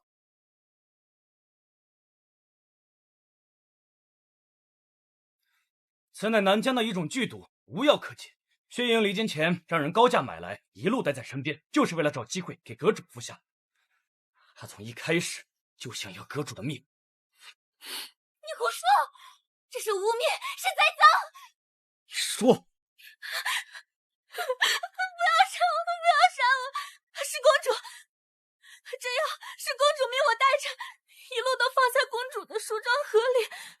前些日命我取出一瓶药，给了杏嬷嬷，说是要毒死阁主。你这个小贱人，竟敢背叛！陛下饶命，奴婢真的不敢撒谎。大胆！快去传太医为青儿配药。青儿，你身子可有不适？都怪父皇忘了给你的营帐增加守卫，让坏人有了可乘之机啊！父皇，你们不必担忧，我自小被师父泡在药泉之中，身体百毒不侵，这点药根本毫无影响。那就好，那就好。你要是有个三长两短，朕该如何面对你的母后啊？你既然知道毒药一事，想必是薛营的心腹，你还知道些什么？说出来，否让你将功折罪。上次粮草库起火，就是公主为了害阁主失手所致，还有偷袭阁主受伤，也是公主用黄金百两买通了士兵，将撤退的路线告知了北邙的将领。那枚凤佩也是公主偷换掉的。那日滴血所用的凤佩根本不是真正的凤佩，真正的凤佩就藏在公主形状的箱子夹层之中，还未来得及处理。陛下，奴婢都是被逼的呀！薛营竟如此歹毒，置他人性命于不顾，置江山百姓于危难之地。来人，将此宫女拖下去，找到听敌叛国的士兵，斩立决。是。来人，把他押下去。你去将朕的凤佩取回来。遵旨。父皇，你替儿臣解释啊！父皇，住口！你还有脸叫朕父皇？枉费了朕这么多年的心血，竟养出你这么个白眼狼！父皇，不是杏嬷嬷，这是他说杀了慕容清，以免后患。燕儿都是被他挑唆的。他说的没错，都是奴婢一人所为。奴婢罪大恶极，请陛下赐死。父皇，你都听到了，他承认了，就是他，莹儿是无辜的呀。薛莹，你为求自保，竟不惜将自己的亲生母亲陷入绝地。本来就是他的错，一开始就是他错了。他错就错在他一开始就不该伤下我。他纵有千错万错，却并未亏待你分毫。你看不起他的身份，认为他是奴婢让你丢脸。可他作为母亲，对你是全心全意。只可惜你不懂得他的良苦用心。你现在是高高在上的公主，若你跟我一样从公主沦为奴婢，你还能在这里云淡风轻的说什么亲情吗？阁主，你与这种人讲道理，简直就是对牛弹琴。此等毒妇哪有良心？朕看你当真是无药可救了。青儿，这两人便交由你处置。奴婢自知对不起皇后和公主，但求一死。可是还请公主饶了颖儿，她还年轻，她真的什么都不知道，她是无辜的。阁主，何必对这种人心慈手软？他们几次三番害你性命。这位将军说的没错，只怕他此刻的忏悔也是装的。当年他就是靠这副模样迷惑了娘娘。那药，你是不是换掉了？你怎么知道？我自幼精通医理，那碗药里并非那瓶有毒的药，而是让人昏睡的麻药。你并非想要毒死。那日你救了我们母女，身受重伤，我实在是下不去手，对不起。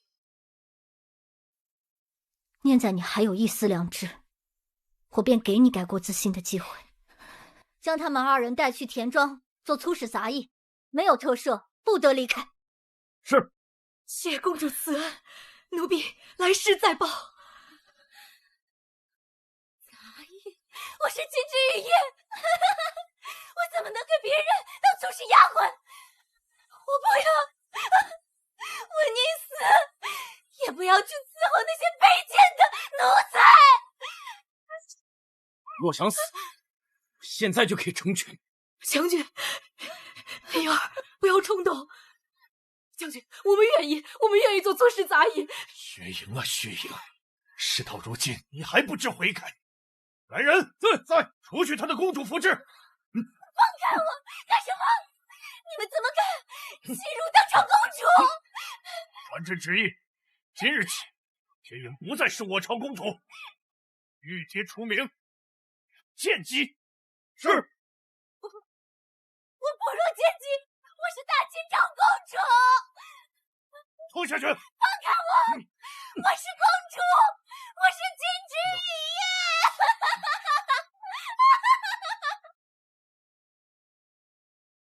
若是母后在世，小婢也不愿看到这一幕。公主，他们这是自作自受，不必为他们劳心劳神。青儿，时隔18年，你我父女终于团聚，你会责怪父皇吗？父皇，您不要自责，你也是被蒙在鼓里，女儿怎会怪你呢？你和你的母亲还真是一样，都是那么的纯净善良。父皇，一时命尽。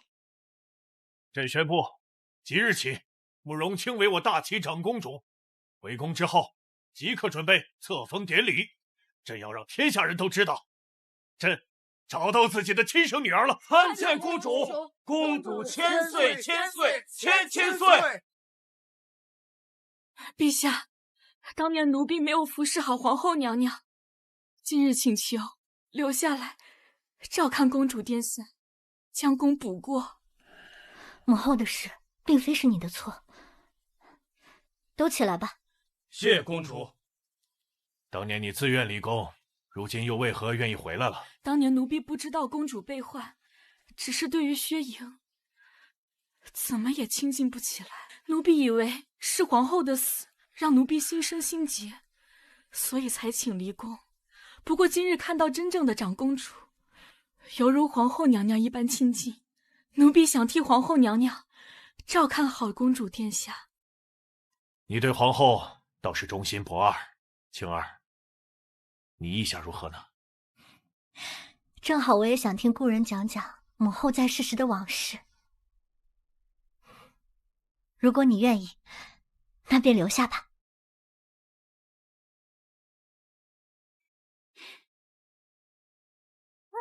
我才是公主，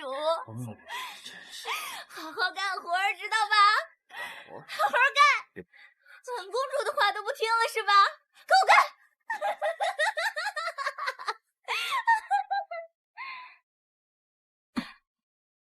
纪念着贡茶，真是情香干裂。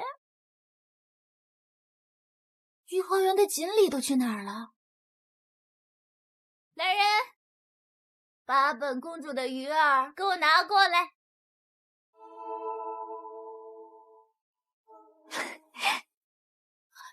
穆若晴，你来干什么？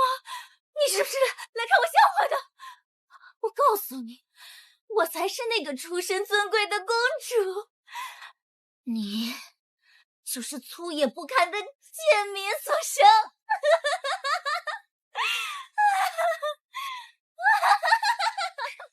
你为什么要回来？你好好当你的阁主不好吗？为什么要抢夺我的一切？夺了我的富贵。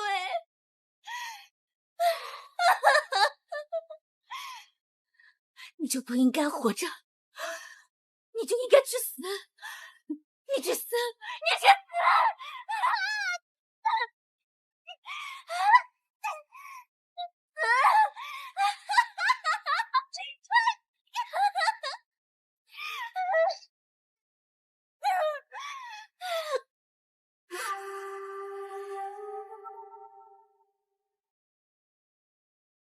听说了吗？薛家那个神经病跳河了。幼儿，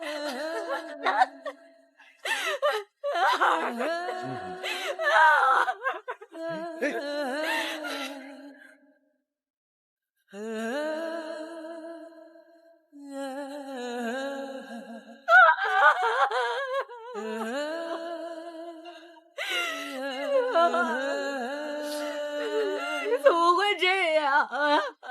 他呀是失足落水的，我们捞上来的时候啊就断气了。大婶儿，节哀吧。不可能，我婴儿自有舒适水性，他怎么可能溺死呀？哎，走吧，走吧，走吧，走吧，别怕，别怕。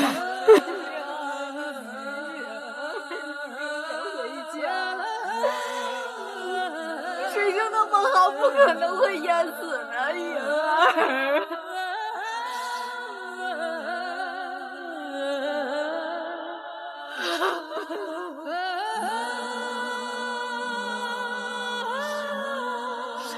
真是那颗假的丰沛。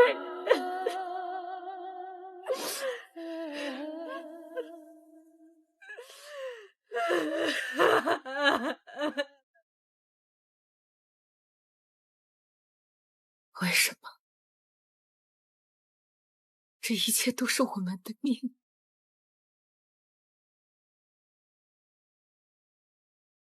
若是当年我没有因为一己之死换掉我们的孩子，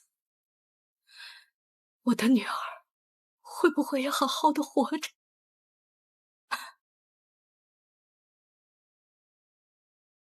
善恶到头终有报，知争来早，运来迟。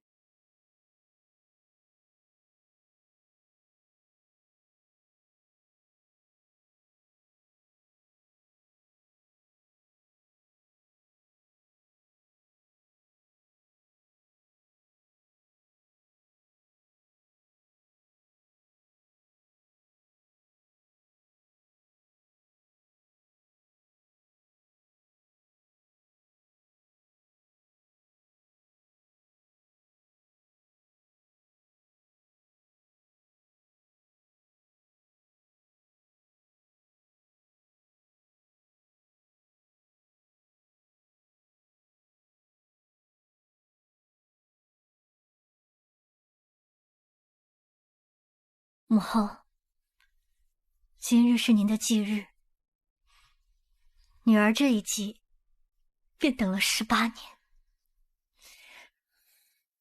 公主，京城田庄传来消息，杏儿母女没了。怎么这么突然？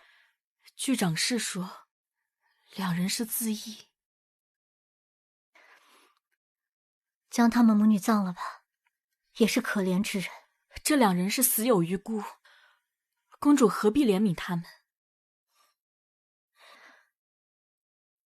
当年家族把她放进宫照顾母后，本就婚嫁由不得自己，犯了宫规也是人之常情。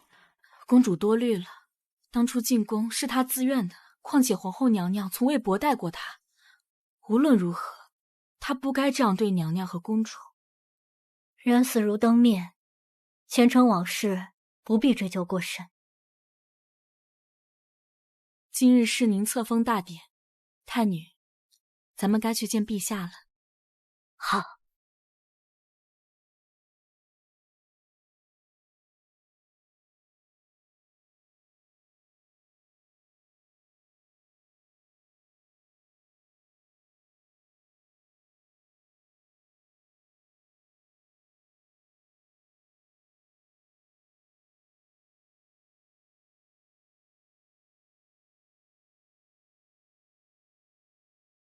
儿臣参见父皇，父皇万岁，万万岁！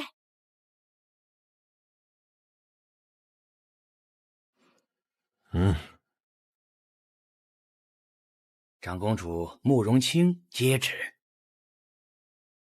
奉天承运，皇帝诏曰：皇长女慕容清天意所属，自阁尊出诏，载祭典礼，抚顺舆情，警告天地宗庙社稷，授以册宝，立为皇太女。正为东宫，以重万年之统，以凡四海之心，布告天下。钦此。儿臣遵旨。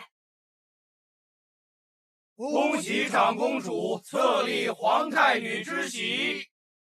平身吧。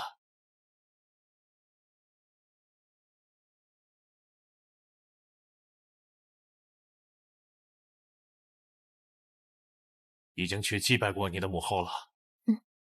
想必母后在天上得知我们团聚，一定会很开心的。你母后若是在世，必定是最爱你的人。朕之所以把册封典礼选在今日，也是为了追思你的母后，希望她在天上可以看到。母后虽然不在了，但是父皇还在，青儿已经很知足了。青儿，朕日后一定加倍补偿于你。父皇并未亏欠女儿什么，身体发肤受之父母，这生养之恩，青儿也无以为报。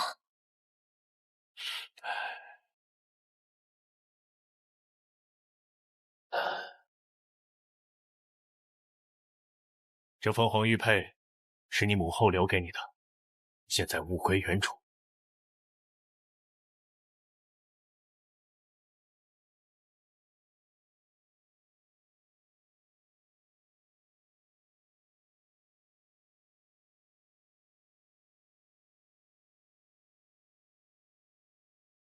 长公主千岁千岁千千岁！